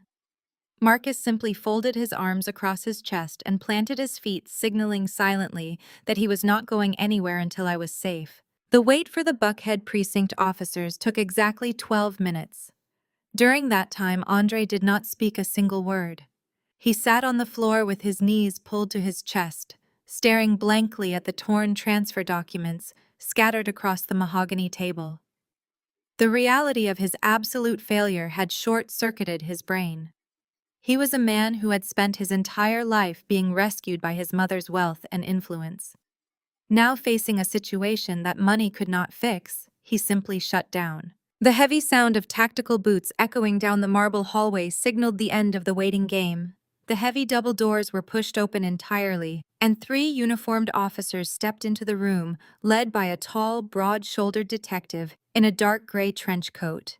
He scanned the room, his eyes taking in the shattered centerpiece, the cowering man on the floor, the terrified board members, and finally my calm, waiting posture. "Who placed the emergency call?" The detective asked, his voice cutting through the tension like a steel blade. "I did," Beverly announced, stepping forward with her chin held high. She smoothed her skirt and offered the detective a look of practiced, aristocratic distress. "Officer, I am Beverly Harlan. My son Andre and I are the victims of a massive coordinated financial crime. That woman standing right there is my daughter-in-law, Camille. She orchestrated a fraudulent disappearance to trigger a corporate lockdown. She intentionally wasted police resources, faked her own death, and attempted to illegally seize my son's investment assets. I want her arrested immediately." The detective stared at Beverly for a long, quiet moment. He did not reach for his notebook. He did not look at the uniformed officers backing him up. He simply turned his gaze to me. "Are you Camille Harlan?" he asked. "Camille Vance," I corrected smoothly, utilizing my maiden name.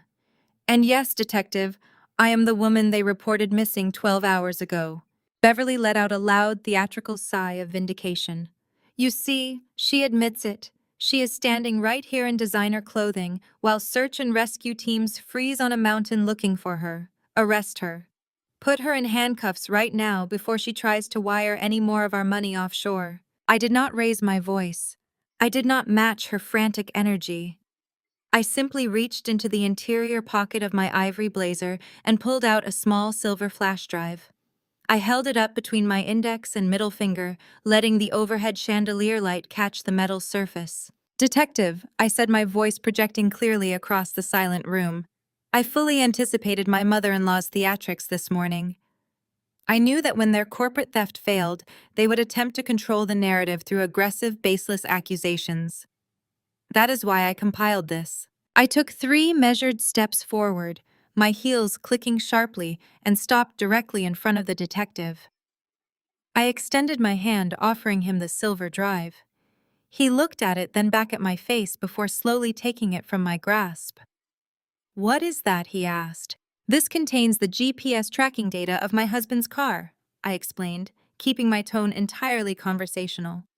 "It provides a minute-by-minute geographical log showing exactly when he drove me up to the frozen summit of the Blue Ridge Mountains and exactly how fast he fled the scene. It holds the high-definition audio recording from the cabin's internal security system, capturing him locking the heavy reinforced door from the outside and ignoring my pleas for help. It documents him deliberately abandoning me in a sub-zero environment without my required wheelchair or my life-saving anti-seizure medication." The room collectively stopped breathing. Marcus let out a sharp, furious gasp, his hands balling into fists at his sides. The junior directors backed even further toward the wall. Beverly's mouth fell open, her aggressive posture instantly crumbling as the reality of my surveillance capabilities struck her. But I did not stop there. I kept my eyes locked on the detective. Furthermore, I continued, my voice dropping to a colder, harder register. "That drive contains the time-stamped digital life insurance claims Andre filed from his mobile device less than 3 hours after leaving me to freeze to death. It contains the forged judicial injunction his mother purchased from a corrupt judge at 3 o'clock this morning to bypass my banking security. It contains the absolute, undeniable proof of attempted murder, wire fraud, and criminal conspiracy." Beverly let out a strangled, desperate noise. "That is a lie. That is a fabricated digital lie. She is a computer hacker. She manipulated that data to frame my son. Do not listen to her. Andre loves his wife. He would never do such a thing." The detective did not even look at Beverly. He slipped the silver flash drive into his trench coat pocket. He turned his body slightly, signaling the 2 uniformed officers behind him. They moved forward with practiced, synchronized precision, stepping around the shattered crystal and flanking the man still sitting on the floor. Andre Harlan, the detective, said, his voice echoing with absolute authority. "Please stand up." Andre did not move. He stared at the polished toes of the police officer's boots, his entire body shaking. He looked like a cornered animal, completely devoid of the arrogant entitlement he had worn like armor for his entire life. "Get up, sir," one of the uniforms ordered, reaching down and grabbing Andre by the bicep. The officer hauled him roughly to his feet, ignoring the way Andre's legs wobbled beneath him. "You have the right to remain silent." The detective began stepping forward and pulling a pair of heavy steel handcuffs from his belt. "Anything you say can and will be used against you in a court of law." "No!" Beverly screamed, lunging forward and grabbing the detective's arm. "You cannot do this. You do not know who I am. I will have your badge. I will call the mayor. I will destroy your career." The second uniformed officer stepped into Beverly's path, raising a stern hand to block her advance. "Ma'am, step back immediately, or you will be placed under arrest for interfering with an active investigation." Beverly froze, the threat of physical arrest finally piercing through her delusion of untouchability. She backed away, her hands flying to her face, her chest heaving as she watched the detective wrench Andre's arms behind his back. The sharp metallic clink of the handcuffs locking into place echoed through the founder's room. It was the sweetest sound I had ever heard. It was the sound of absolute victory. Andre flinched as the cold steel bit into his wrists. The reality of the metal, the reality of the officers physically restraining him, finally shattered the last remaining wall of his psychological defense. The self-preservation instinct of a coward kicked into overdrive. He looked wildly around the room, his terrified gaze sweeping past his horrified mother, past the disgusted board members, and locking desperately onto the detective. "Wait!" Andre screamed, his voice cracking with pure, unadulterated panic. "You have to listen to me. It was not me. I did not want to do it. She made me." The detective paused, his hand gripping Andre's shoulder. "Who made you?" Chloe. Andre shrieked, tears actively streaming down his face as he completely and utterly betrayed his co-conspirator. It was Chloe's idea. She swapped the medication. She forged the proxy signatures. She told me to leave Camille at the cabin. She forced me to do it. I can prove it. I have her burner phone. Just please, you have to arrest her too. She forced me. I smiled warmly, turning on my heel and walking slowly toward the exit. The trap had sprung, the rats were devouring each other, and my empire remained untouched. I did not need to stay to watch him cry. I had a company to run. I stepped out of the heavy country club doors and into the crisp morning air. The satisfaction of the metallic click of handcuffs was a symphony, but I knew the silence would not last. Beverly Harlan did not operate in a world where her bloodline stayed behind bars. I barely had time to return to my penthouse and pour a cup of black coffee before the alerts on my secure terminal started flashing red. Beverly had called in every favor, every marker, and every corrupt connection she had cultivated over 40 years in Atlanta high society. By 2 in the afternoon, a highly sympathetic judge had bypassed standard holding protocols. Andre was out on bail before his mugshot could even be processed into the public registry. But Beverly was not just playing defense. She was a master of the narrative, and she immediately unleashed a multi-million-dollar crisis management firm to rewrite reality. By sunset, the digital landscape was flooded with highly optimized press releases and strategically leaked anonymous tips. They did not deny the events at the mountain cabin. Instead, they twisted them with venomous precision.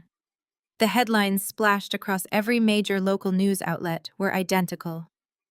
Tech CEO suffers tragic, psychotic break.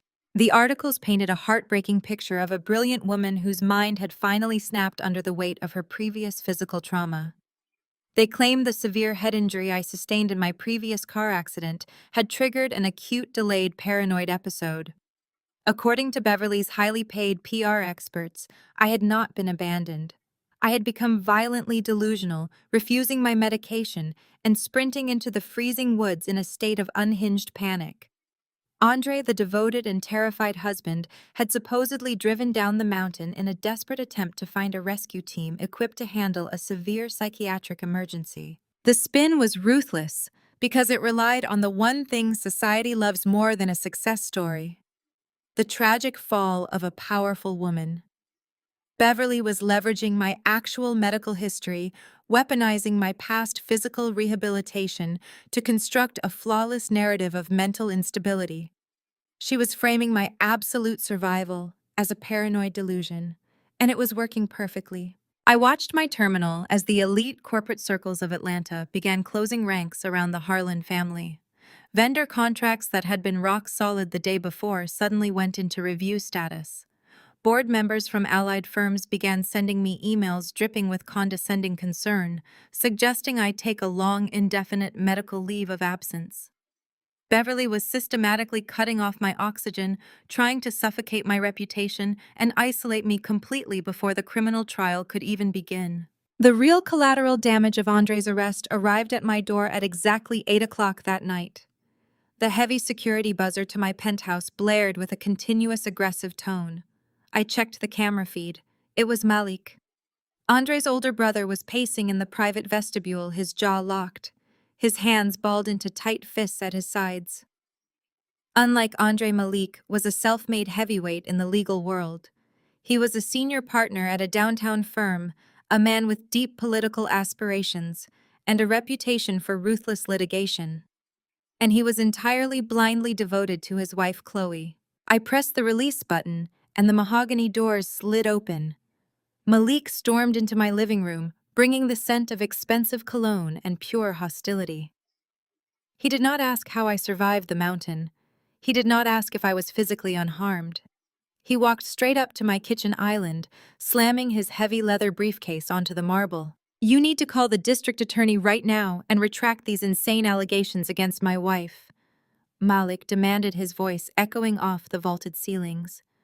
I poured myself a glass of sparkling water, moving with deliberate, unhurried grace. I took a slow sip before meeting his furious gaze. Hello, Malik, I said calmly. It is nice to see you too. I am surviving quite well, thank you for asking. Do not play games with me, Camille, he snapped, jabbing a finger in my direction. Andre is a weak, pathetic fool, and if he tried to steal your company, he deserves whatever prison sentence he gets. But dragging Chloe into your domestic crossfire is where I draw the absolute line. She has been in tears all day. She is terrified. You have the police looking into her bank accounts based on the desperate lies of a man trying to save his own skin. I leaned against the marble counter. Did you even listen to the audio files I sent you, Malik? Did you look at the GPS coordinates?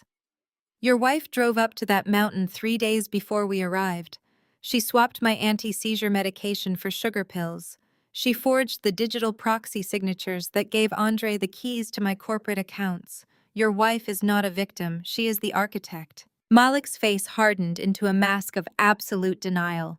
The cognitive dissonance was staggering. He was a brilliant attorney who made his living analyzing forensic evidence, yet he stood in my living room, completely refusing to see the venomous snake sleeping in his own bed. It was the ultimate display of blind protection. He would rather destroy my life than admit the fragile, innocent facade his white wife projected was a carefully constructed lie. Those documents are circumstantial garbage, and you know it, Malik growled, taking a threatening step forward. Chloe was at the spa all weekend. I have the receipts. You have suffered a massive trauma, Camille. Everyone knows you are not thinking clearly. But if you do not drop this vindictive crusade against my wife by tomorrow morning, I will not just defend her in court. I will destroy your firm. He leaned over the island, his voice dropping to a lethal, quiet register. You rely on state forensic accounting contracts for 30% of your revenue. You know exactly who sits on the appropriations committee. You know the political leverage I hold in this city. I will personally ensure your firm is blacklisted from every government contract in the state of Georgia. I will have your security clearance revoked. I will bury you in so much retaliatory litigation, you will spend the rest of your life paying legal fees. Drop the delusional accusations against Chloe or I will finish the job Andre started. I looked at my brother-in-law, studying the fierce, misguided loyalty in his eyes. He actually believed he was protecting an innocent woman from an angry, unhinged sister-in-law. He had completely bought into the racial and gender dynamics Chloe was playing to absolute perfection. I did not raise my voice. I did not defend my sanity. I simply tapped the surface of my smartwatch, saving the high-definition audio recording of a senior political attorney actively threatening to abuse state power to extort a crime victim. You are standing on the wrong side of history, Malik, I said softly. And when the tide turns, you are going to drown with them. There is the door. He glared at me with absolute contempt, snatched his briefcase off the marble, and marched out of the penthouse. He thought his threat would silence me. He thought the combined weight of Beverly's PR machine and his political leverage would force me to retreat into the shadows and accept my role as the broken, unstable victim. But they were fighting a conventional war, and I was operating on an entirely different battlefield. I slept peacefully that night, the sleep of a woman who knows exactly how the game ends. The next morning, I woke up, poured my coffee, and turned on the massive flat-screen television in my living room. I switched the channel to the most watched local morning show in Atlanta. I knew Beverly's crisis management team would not waste a single second of the morning news cycle. The screen flickered to life, showing the bright, cheerful studio of Atlanta Wake Up. But the atmosphere on the screen was heavy and serious. The two hosts were leaning forward with expressions of deep, manufactured empathy. Sitting on the pristine white sofa between them was Chloe. She was dressed in a soft, understated beige sweater, her hair pulled back into a simple, messy clip. She wore minimal makeup, intentionally looking pale and exhausted. She clutched a tissue in her hands, her shoulders trembling with perfectly timed vulnerability. I just do not understand how she could be so cruel, Chloe said to the camera, her voice breaking with an expertly crafted sob. A single white tear slipped down her cheek, catching the bright studio lights perfectly. I have only ever tried to be a supportive sister-in-law to Camille. I know she has struggled so deeply with her mental health since the accident. I know she carries so much anger inside her. But to invent these horrific, unhinged lies about me, to try and destroy my marriage to Malik just because her own mind is failing her, it is terrifying. I am terrified of what she might do next. She looked directly into the camera lens, playing the ultimate victim to an audience of millions. I just want the woman I thought was my family to get the psychiatric help she so desperately needs. I pressed the power button on the remote, cutting off Chloe, and her perfectly rehearsed tears mid-sentence. The massive flat-screen television faded to black, plunging my penthouse living room back into absolute silence. I took a slow sip of my coffee, letting the bitter, dark roast ground me. Beverly and Malik were playing a loud, desperate game of public relations. They were utilizing every elite connection, every paid media strategist, and every ounce of societal privilege they possessed to paint me as a hysterical, broken woman. They wanted me to fight back in the press. They wanted me to release angry statements, to call into talk shows, to scream and defend my sanity. They wanted a circus, because a circus creates noise and noise creates confusion. I refused to give them a single soundbite. My phone vibrated violently against the marble kitchen island, a relentless stream of panic from my corporate communications director.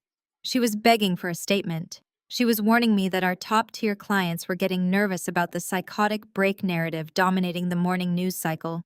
I ignored her calls. I ignored the emails from the board of directors demanding an emergency meeting. I instructed my executive assistant to cancel my entire schedule for the next 48 hours and to accidentally leak a rumor to a local gossip columnist that I was under heavy medical sedation. If Beverly and Chloe needed a distracted, unhinged victim to feel secure in their victory, I would gladly hand them the illusion. Let them celebrate their media dominance. Let Malik flex his political muscle and believe his threats had paralyzed me. Arrogance has always been the deadliest vulnerability in the corporate world, and Chloe was currently intoxicated by her own perceived brilliance. I walked away from the kitchen and entered my private home office, a climate-controlled sanctuary housing my secure server terminal. As a forensic accountant, my entire career was built on understanding the pathology of thieves. I dismantled complex embezzlement rings, traced offshore shell companies, and hunted down missing millions for a living. I knew exactly how people like Chloe operated. They were opportunistic parasites. She had orchestrated the mountain incident with Andre, she had swapped my medication, and she had procured those forged proxy signatures weeks ago. She was not going to simply walk away empty-handed. She wanted the money. She firmly believed I was currently curled up in a fetal position, crying over my destroyed reputation and Malik's threats to dismantle my firm. She would assume my corporate defenses were unmonitored. It was the perfect moment for a hostile digital takeover. I sat down in my ergonomic leather chair and woke up the primary monitors. 3 screens glowed to life, displaying the complex encrypted architecture of my firm's financial network. I did not need to reinforce the walls to keep Chloe out. I needed to open the front door and invite her inside. My fingers flew across the mechanical keyboard as I accessed the firm's legacy proxy voting system. This was the exact portal the forged signatures were designed to exploit. Under normal circumstances, any attempt to execute a massive asset transfer utilizing proxy authorization required a dual biometric authentication from my personal device. I systematically isolated that specific security protocol. I disabled the biometric lock, lowered the firewall, and created a deliberate, gaping vulnerability in the system. I made it look exactly like an oversight. It looked like the careless mistake of a CEO who was too busy having a mental breakdown to secure her own perimeter. It was a digital breadcrumb trail leading directly to the company's primary operational reserves. But I did not leave the vault unguarded. I picked up my encrypted mobile device and dialed a secure direct line.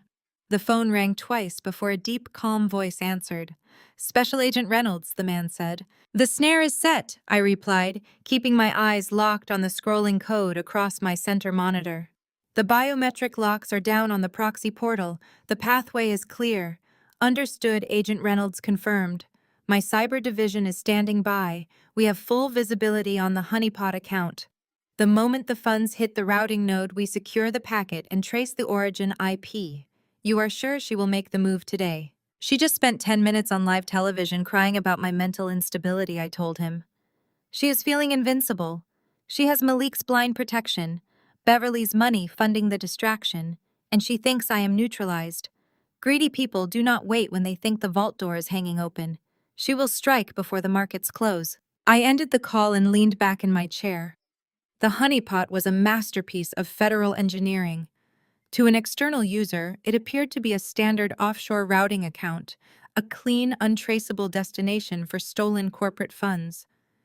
In reality, it was a digital cage operated entirely by the FBI white-collar crime division. The second unauthorized money entered that account, it triggered an automatic federal wire fraud sequence. Now there was nothing left to do but wait. The hours ticked by with agonizing slowness. Outside my penthouse windows, the Atlanta skyline gleamed under the bright afternoon sun. The news cycle continued to churn out variations of Chloe's tearful interview. Malik's political allies began making subtle, calculated statements to the press, expressing deep concern for my mental well-being and suggesting that state forensic contracts required absolute psychological stability. They were tightening the noose, applying maximum pressure to force me into a defensive panic. They completely failed to realize they were tightening a rope around their own necks. At exactly 2:14 in the afternoon, my left monitor flashed a sharp, silent red warning. A single string of text appeared at the bottom of the security log. "Unauthorized access attempt detected at the proxy voting portal." I sat up straight, my pulse steady, my breathing slow and controlled. I did not touch the keyboard. I simply watched the screen. Ping. The system logged a successful login. Chloe had taken the bait. She was utilizing an encrypted virtual private network to mask her location, routing her signal through servers in Eastern Europe and South America. It was a decent attempt at anonymity, but it was amateur hour compared to federal tracking capabilities. I watched the live feed as she navigated through the firm's internal directory. She was moving quickly, clicking through the menus with the frantic energy of a thief who thinks the house is empty. Ping. Proxy authorization documents uploaded. She had just submitted the forged signatures.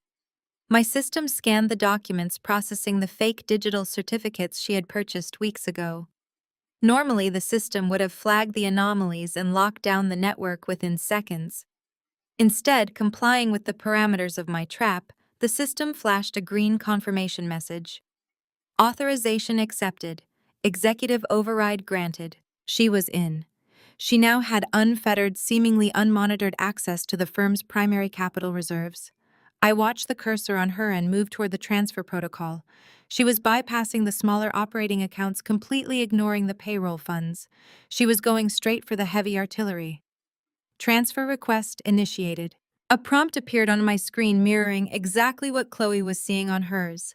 She was typing in the destination routing numbers. She inputted the offshore account details, completely unaware that she was pasting the exact coordinates of the FBI honeypot. Then came the amount. 1,000,000, another zero. $15 million. She was attempting to drain $15 million of liquid corporate assets in a single massive wire transfer. It was an astronomical sum, enough to cover Andre's catastrophic debt and leave her with enough wealth to disappear into luxury if Malik ever discovered her true nature. The sheer audacity of the theft was breathtaking. She was sitting somewhere in Atlanta, feeling like an absolute genius, believing she had just outsmarted a forensic accountant and executed the perfect crime. I rested my hands on the edge of the mahogany desk.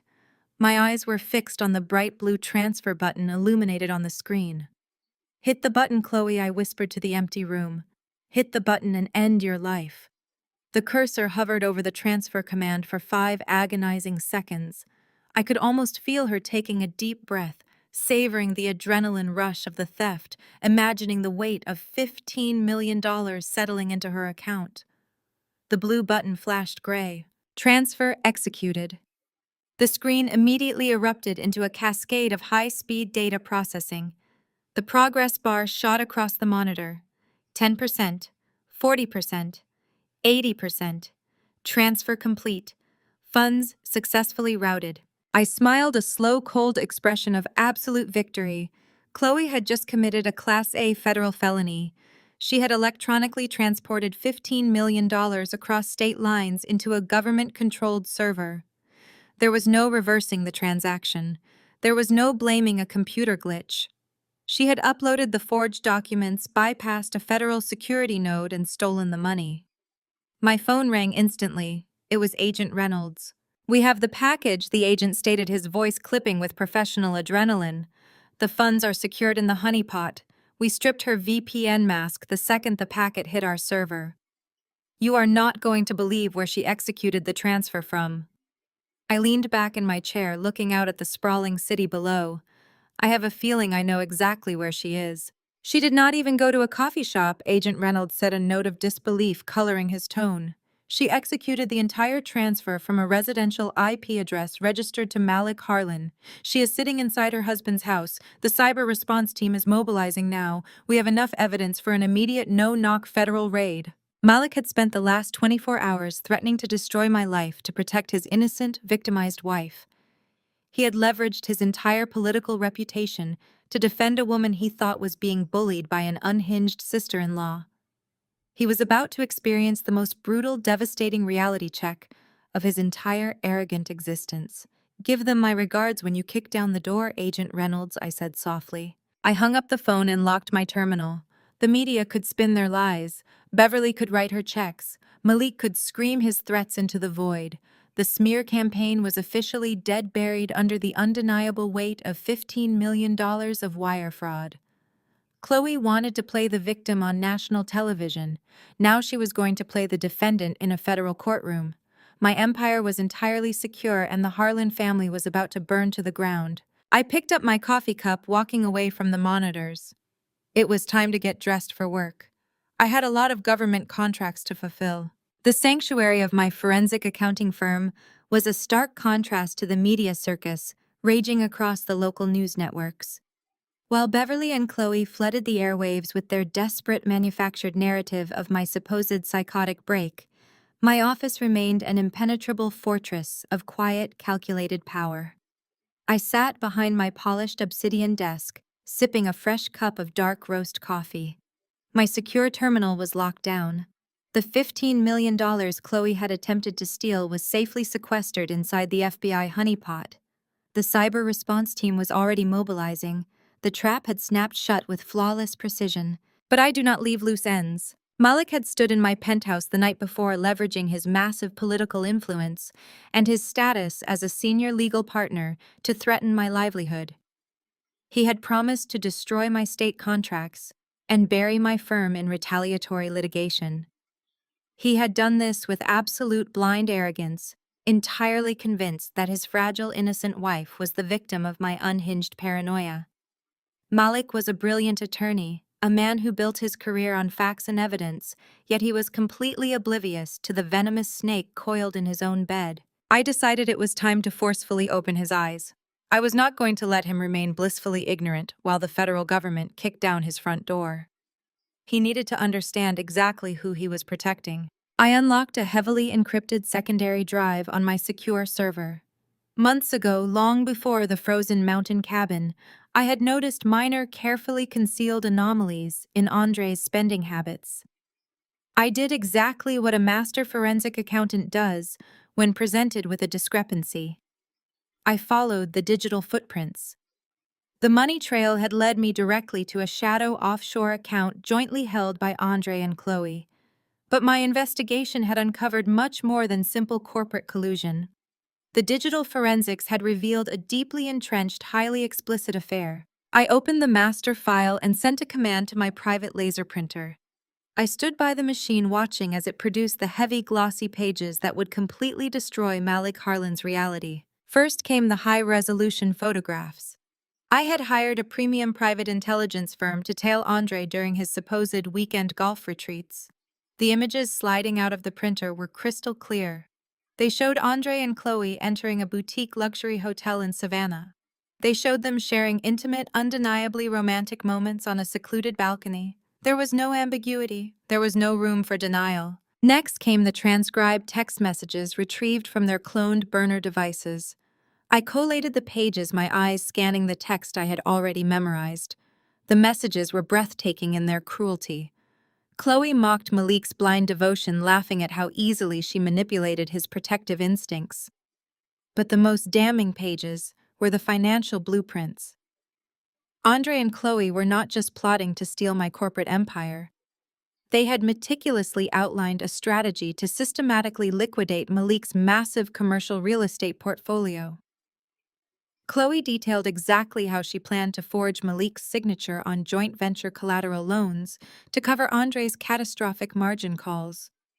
They were going to drain his wealth, frame his business partners for the losses, and leave him facing total bankruptcy. I aligned the stack of documents, perfectly tapping the edges against the obsidian desk. I slid the thick dossier into a heavy manila envelope. I lit a stick of crimson sealing wax, letting the hot liquid drip onto the flap before pressing my firm's official brass insignia into the seal. It was a formal declaration of war. I called David, my head of physical corporate security, into my office. He was a former military operative who moved with absolute silent efficiency. I handed him the sealed envelope. "Take this directly to Malik Harlan's downtown law firm," I instructed, keeping my voice low and authoritative. "Do not leave it with his receptionist. Do not hand it to his paralegal. You bypass security. You walk into his private office, and you place this envelope directly into his hands. You do not leave the premises until he has physically taken possession of it."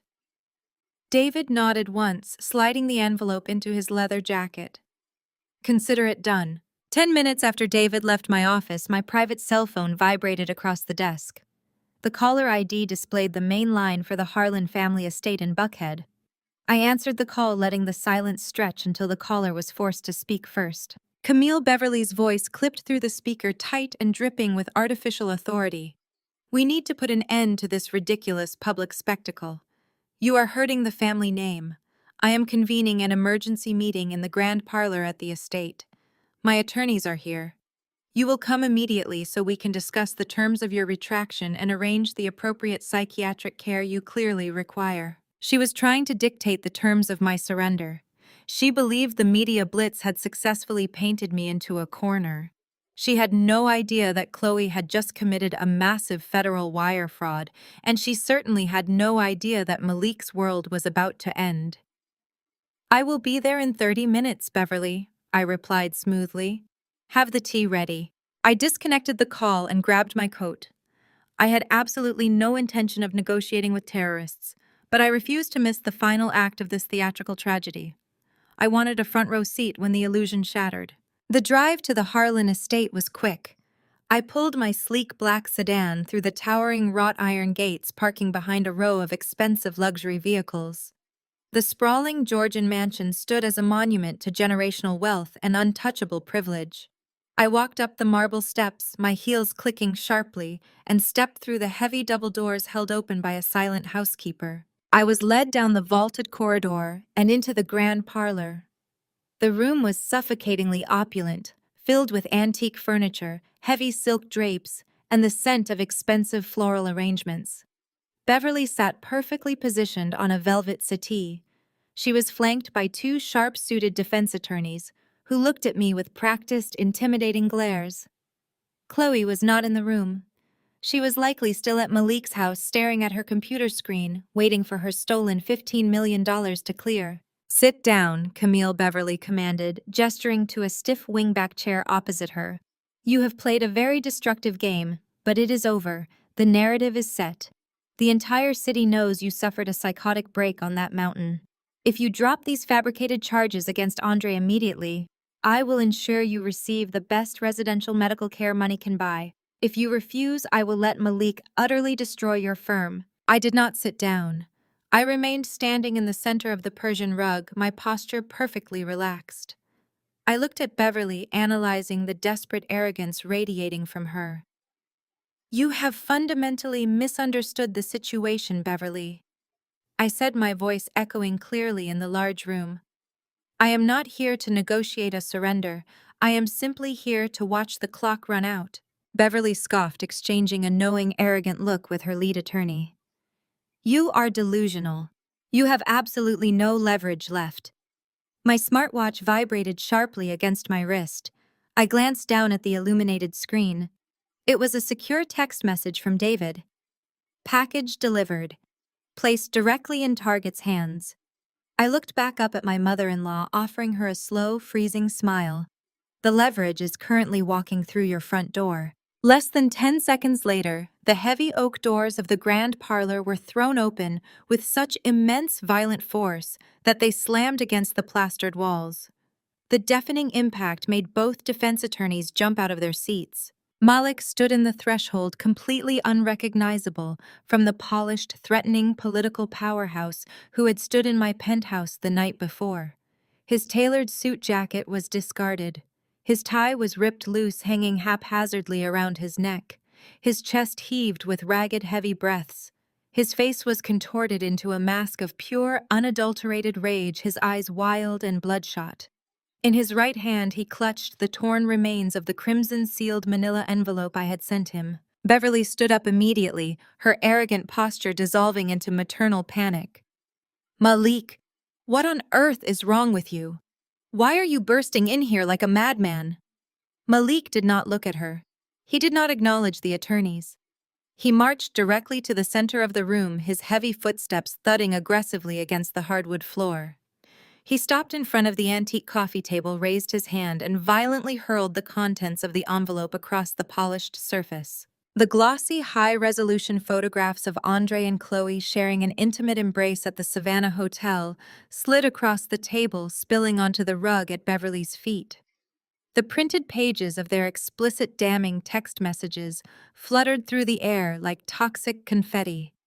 The financial routing logs, detailing their exact plan to liquidate Malik's real estate portfolio, landed face up, highlighting the sheer depth of their betrayal. "Look at it," Malik roared, his voice shaking the crystal chandelier suspended above us.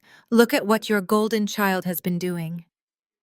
Beverly looked down at the photographs. All the blood drained from her face in an instant, leaving her looking hollow and terrified.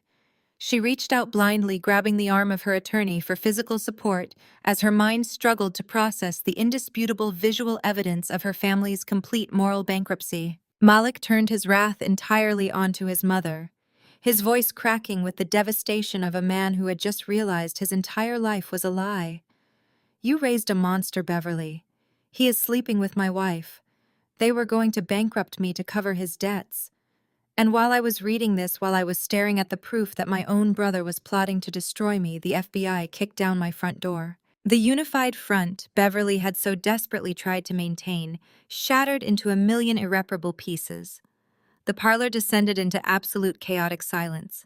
I stood perfectly still, watching the empire collapse exactly as I had designed it. The fallout from Malik's explosive entrance at the family estate was a masterpiece of fractured loyalties, but Beverly Harlan's capacity for sheer, unadulterated denial was a force of nature. Less than 24 hours after her eldest son shattered her parlor, with proof of a sordid affair and a looming federal indictment, Beverly was back in her armor. She possessed a terrifying ability to compartmentalize reality when her social standing was on the line. Chloe had played her part perfectly in the aftermath.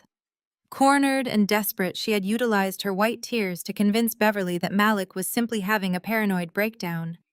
She swore the $15 million transfer was completely secure, locked away in an untouchable offshore account, ready to fund their legal defense and solidify their empire. She promised Beverly that my firm was entirely drained, that I was financially ruined, and that the FBI raid on Malik's home was entirely related to his own corrupt political dealings. Beverly, suffocating under the threat of poverty, swallowed the lie whole. Her arrogance demanded that she believe she had won, which brought us to the following evening. The annual Atlanta Excellence Gala was the crown jewel of Southern high society. Held in the sprawling gold-leafed ballroom of the historic Biltmore Hotel, it was the one night a year where the city's political elite, corporate titans, and old money royalty gathered to congratulate themselves. The red carpet rolled out onto the humid Atlanta street was a gauntlet of flashing cameras, velvet ropes, and aggressive fashion. I arrived early, bypassing the chaotic press line by utilizing the private sponsor entrance. As the primary financial backer of the evening's charitable foundation, I had absolute uncontested authority over the venue's logistics. I walked through the quiet, dimly lit service corridors, wearing a floor-length emerald green silk gown that moved like liquid glass. My posture was flawless. My mind was razor-sharp. I was not a victim hiding in the shadows. I was the apex predator waiting patiently in the tall grass. I took my seat at VIP Table 1, positioned directly in the center of the grand ballroom, offering an unobstructed view of the elevated stage. The table was adorned with towering arrangements of white orchids and crystal candelabras. I poured myself a glass of sparkling water, ignoring the curious glances of the early arrivals, and waited for the Harlan family to make their grand entrance. They did not disappoint. The heavy mahogany doors at the top of the grand staircase swung open, and Beverly descended into the ballroom like a conquering queen. She wore a suffocatingly tight diamond-encrusted gown, her chin angled upward, projecting an aura of absolute invincibility. She was slated to receive the Lifetime Legacy Award tonight, the ultimate validation of her carefully constructed societal facade. Andre flanked her right side. He was out on bail, looking visibly pale and sweating profusely inside his tailored tuxedo, but he managed to force a stiff, arrogant smile for the cameras. Chloe clung to his left arm. With Malik having formally thrown her out of their home, she was now parading Andre around as her official prize. She wore a sleek black dress, her eyes scanning the room with the smug, deeply satisfied expression of a woman who genuinely believed she had $15 million sitting in a Caribbean bank account. They strutted through the crowded ballroom, nodding to senators, kissing the cheeks of rival CEOs, and projecting the ultimate image of unified, untouchable wealth. They firmly believed my forensic accounting firm was currently burning to the ground. They thought I was sitting in a dark room, ruined, bankrupt, and entirely defeated. Their parade of delusion came to a screeching, violently abrupt halt the second they reached VIP Table 1. Beverly stopped dead in her tracks. Her diamond necklace caught the light as her chest heaved with a sudden sharp intake of breath. Andre physically recoiled, nearly tripping over the hem of Chloe's dress. Chloe's smug smile vanished, replaced by an expression of pure, unadulterated shock. I sat perfectly still, my legs elegantly crossed, holding my crystal glass of sparkling water. I did not blink. I simply looked up at them, letting the silence stretch until the air between us felt thick enough to cut with a knife. "What are you doing here?" Beverly hissed, her voice dropping to a venomous whisper to avoid alerting the surrounding tables. "You have absolutely no right to be in this room." I took a slow, deliberate sip of my water. "I believe my name is on the sponsor list, Beverly," I replied smoothly. "In fact, I paid for the orchids you are currently hovering over." Beverly's face flushed a deep, mottled red. She turned frantically, snapping her fingers at a passing venue manager. "Security," she demanded, her voice rising in pitch. "I want security right now. Escort this bankrupt cripple out of my sight. She is a disturbed, delusional woman who is trespassing at a private event. Remove her immediately." The venue manager, a man whose salary was directly paid by my firm's charitable trust, looked at Beverly with a mixture of pity and utter confusion. "I am sorry, Mrs. Harlan," he said politely, "but Ms. Vance is our platinum sponsor tonight. This is her designated table. I cannot ask her to leave." Beverly looked like she had been physically slapped. She turned her furious glare back to me, her hands shaking. "You think you are so clever?" Chloe sneered, stepping forward and attempting to project an intimidating aura. She leaned over the table, her voice dripping with condescension. "You can sit here in your expensive dress and play the powerful CEO all you want, Camille. We both know the truth. You are completely broke. Your firm is empty. You lost. It is over." Why do you not just crawl back to whatever hole you have been hiding in and save yourself the public humiliation? I looked at Chloe, analyzing the sheer, breathtaking depth of her ignorance. She was incredibly confident for a woman who had spent the entire afternoon wiring stolen funds directly into a federal penitentiary snare.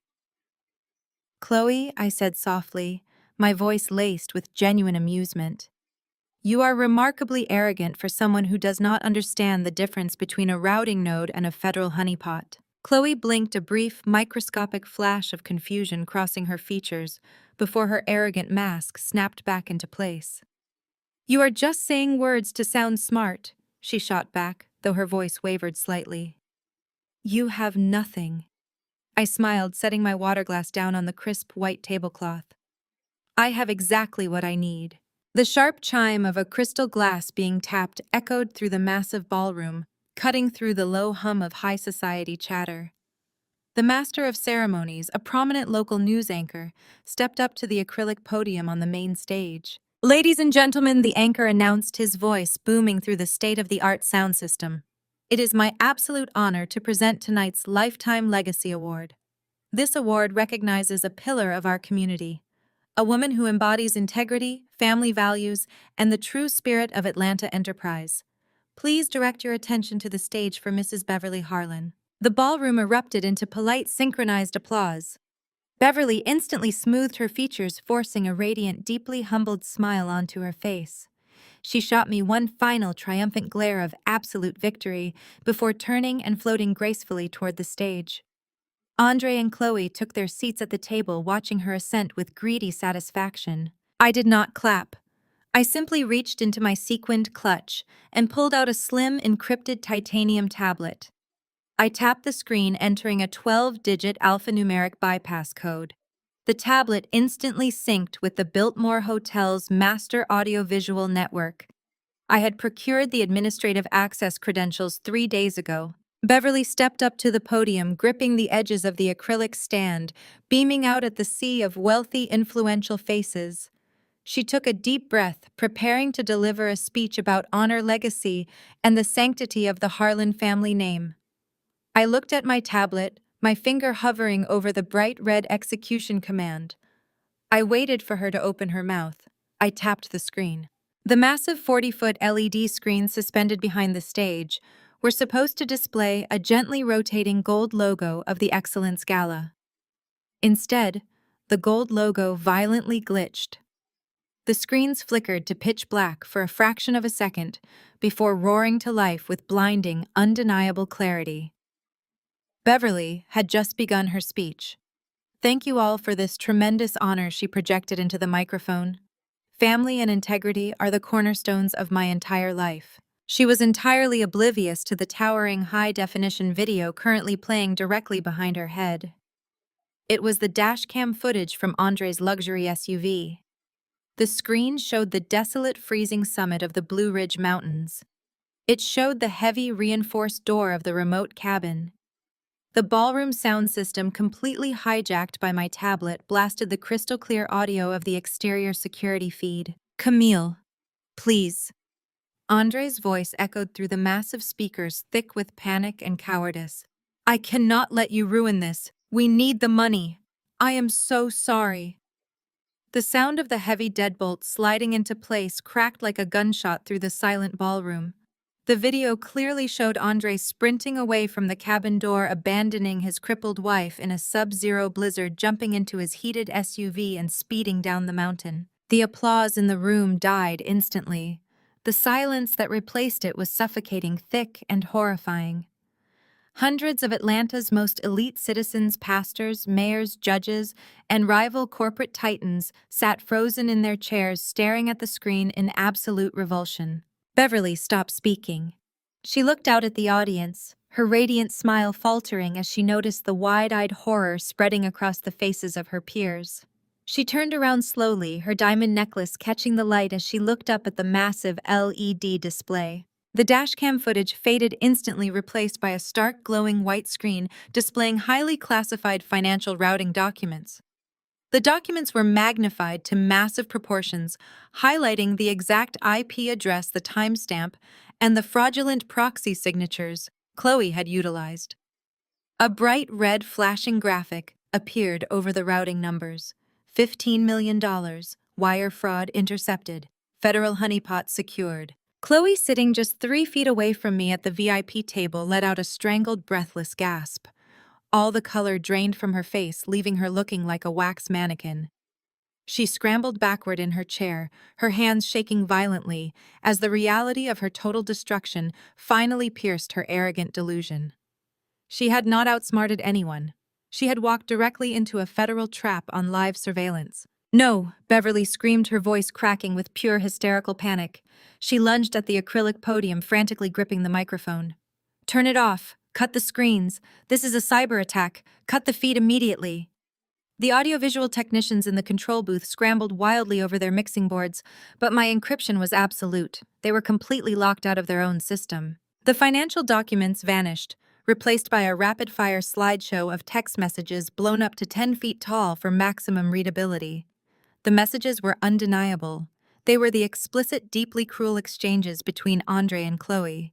The entire ballroom watched in horrified fascination as the text messages scrolled across the screen, detailing their sordid affair, their mockery of Malik's blind loyalty, and their exact calculated plan to bankrupt his commercial real estate portfolio. The hypocrisy of their elite status was laid completely bare. The Harlan family, who had spent decades positioning themselves as the moral and financial superiors of Atlanta, were exposed as nothing more than treacherous, opportunistic parasites. The social exile was instantaneous. The mayor of Atlanta, sitting at table 4, slowly stood up and turned his back to the stage, walking deliberately toward the exit. A prominent megachurch pastor at table 7 shook his head in disgust and followed suit.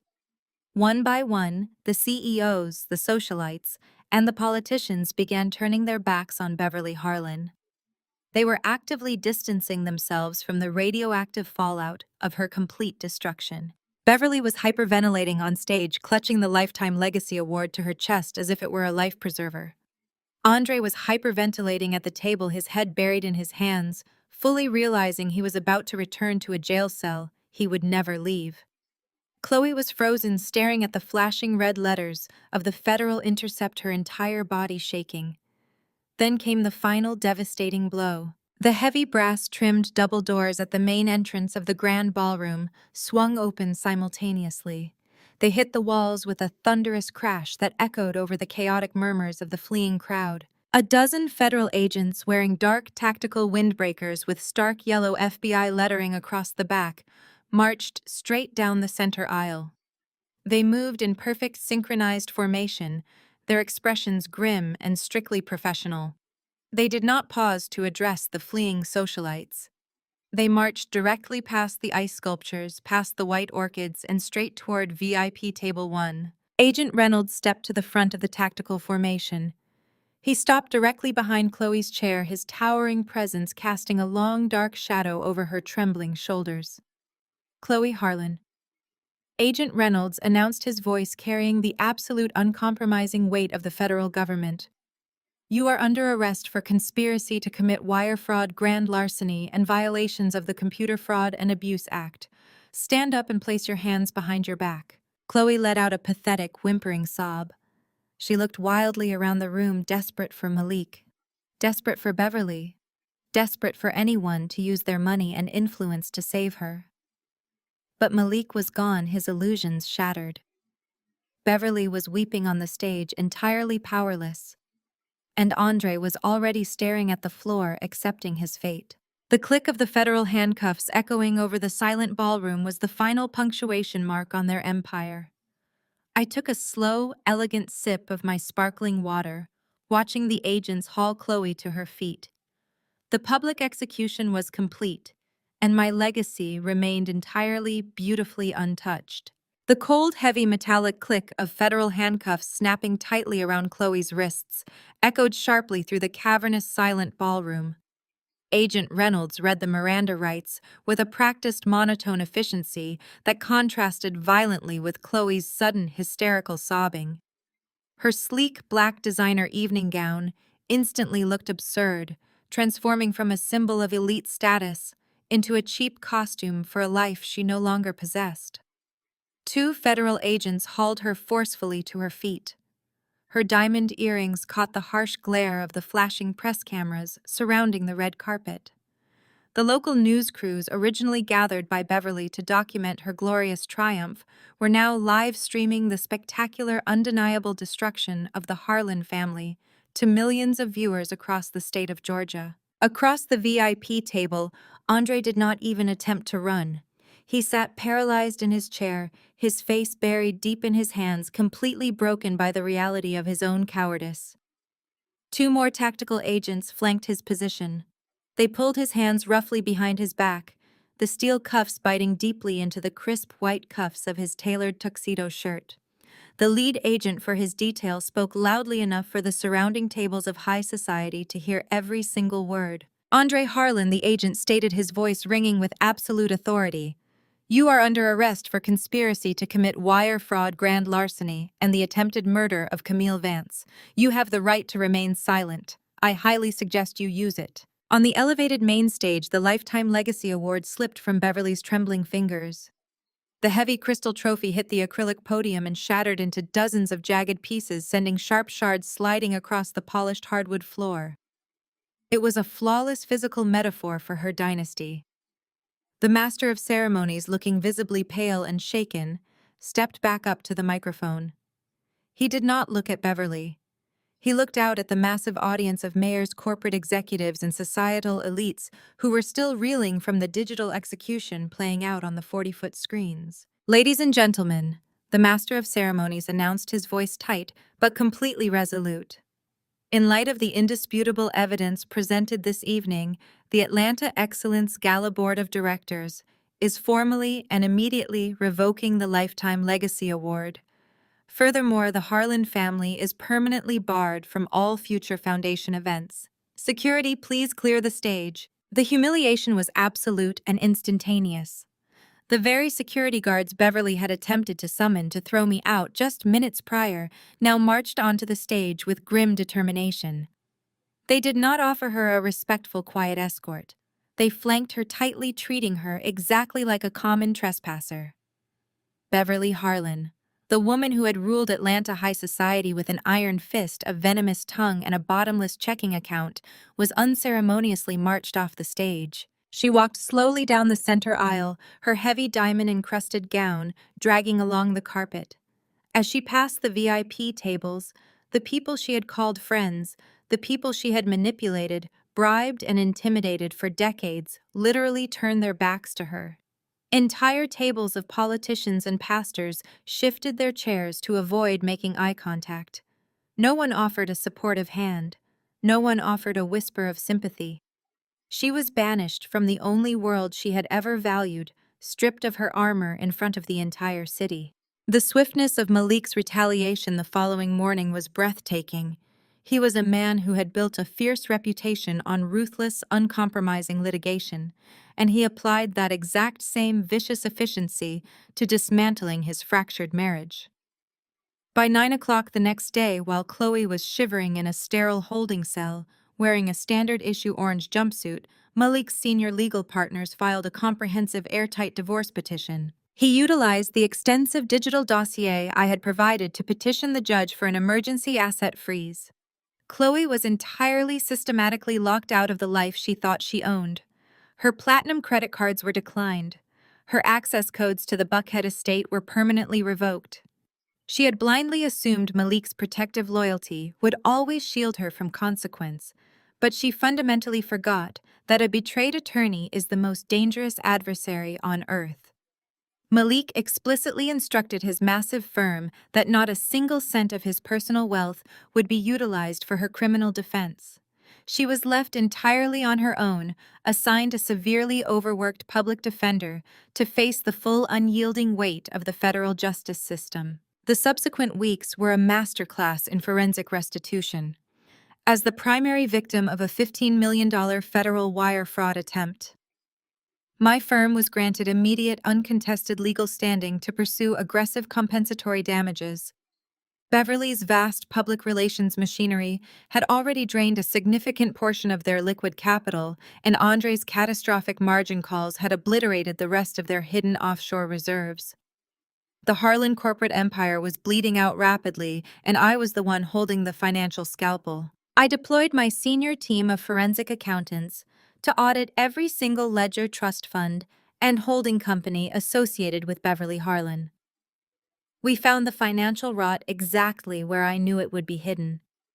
To cover their mounting astronomical legal fees and desperately avoid total public bankruptcy, Beverly was forced into rapid liquidation. My firm systematically and legally absorbed the remaining viable assets of the Harlan estate. We acquired their prime commercial real estate holdings in Midtown Atlanta for absolute pennies on the dollar. We legally stripped them of their lucrative state vendor contracts. We folded their massive property management division directly into my existing corporate infrastructure. It was not just a simple transfer of wealth. It was a complete methodical erasure of their legacy. Every luxury high-rise that used to bear the Harlan name was swiftly rebranded. Every corporate boardroom they used to command was now operating under my direct, uncontested authority. They had tried to push me off a frozen mountain and steal my life's work. In return, I legally, meticulously, and entirely ruthlessly consumed everything they had ever built. They were left with absolutely nothing but crippling legal debt and the terrifying, unavoidable reality of lengthy federal prison sentences. Exactly 1 month after the Atlanta Excellence Gala, I stepped out onto the sprawling open-air terrace of my penthouse. The crisp, warm evening breeze washed over me, carrying the faint, energetic hum of the city below. The Atlanta skyline stretched out in a glittering, boundless panorama of gold and silver light. I was no longer the broken, desperate woman fighting for basic survival in a freezing, desolate cabin. I was fully, completely healed. My grueling physical therapy was finished. My firm had more than doubled in total market valuation following the aggressive absorption of the Harlan corporate assets. I was independently wealthy, untouchably powerful, and entirely free from the toxic weight of their manufactured drama. I leaned comfortably against the thick glass railing, holding a chilled crystal flute of vintage champagne. The cold glass felt grounding against my palm. I took a slow, deeply appreciative sip, letting the crisp, dry bubbles dance on my tongue. The silence of the massive penthouse was no longer isolating or frightening. It was the beautiful, undisturbed, and absolute peace of a hard-won victory. A sharp, sustained vibration broke the perfect stillness of the evening. I picked up my encrypted smartphone from the glass patio table. The screen illuminated the surrounding darkness, displaying an incoming call.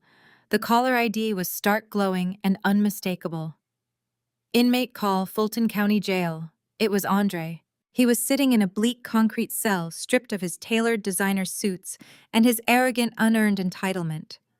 He was facing decades in a federal penitentiary for attempted murder and massive wire fraud.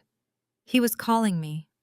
He was likely desperate, terrified, and searching for a lifeline from the very woman he had brutally tried to discard in the snow. He wanted to apologize. He wanted to beg for forgiveness. He wanted to hear my voice and plead for a mercy he fundamentally did not deserve. I stared at the glowing screen for 3 long seconds, analyzing the pathetic, hollow reality of his situation. I searched myself for a reaction, but I felt absolutely nothing. There was no lingering anger, no sorrow, and no residual attachment whatsoever. He was simply a ghost from a past life I had already thoroughly outgrown. With a smooth, deliberate motion of my thumb, I tapped the glowing red button. Decline. I opened the phone's contact settings and permanently blocked the number, ensuring he could never reach through the digital void again. The screen faded to black, returning the sprawling terrace to peaceful, uninterrupted darkness. I set the phone face down on the table, turned my attention back toward the glittering city lights, and took another long, incredibly satisfying sip of champagne. True power does not come from shouting the loudest or playing the victim. It comes from quiet preparation, unshakable independence, and letting toxic people destroy themselves with their own arrogance. The greatest lesson here is that when the family you trusted turns against you out of greed, The most profound revenge is your own success and strict boundaries. Never let anyone define your worth, manipulate your reality, or steal your hard-earned legacy. Have you ever had to outsmart a toxic relative or reclaim your independence? Share your story in the comments below and hit subscribe for more dramatic justice.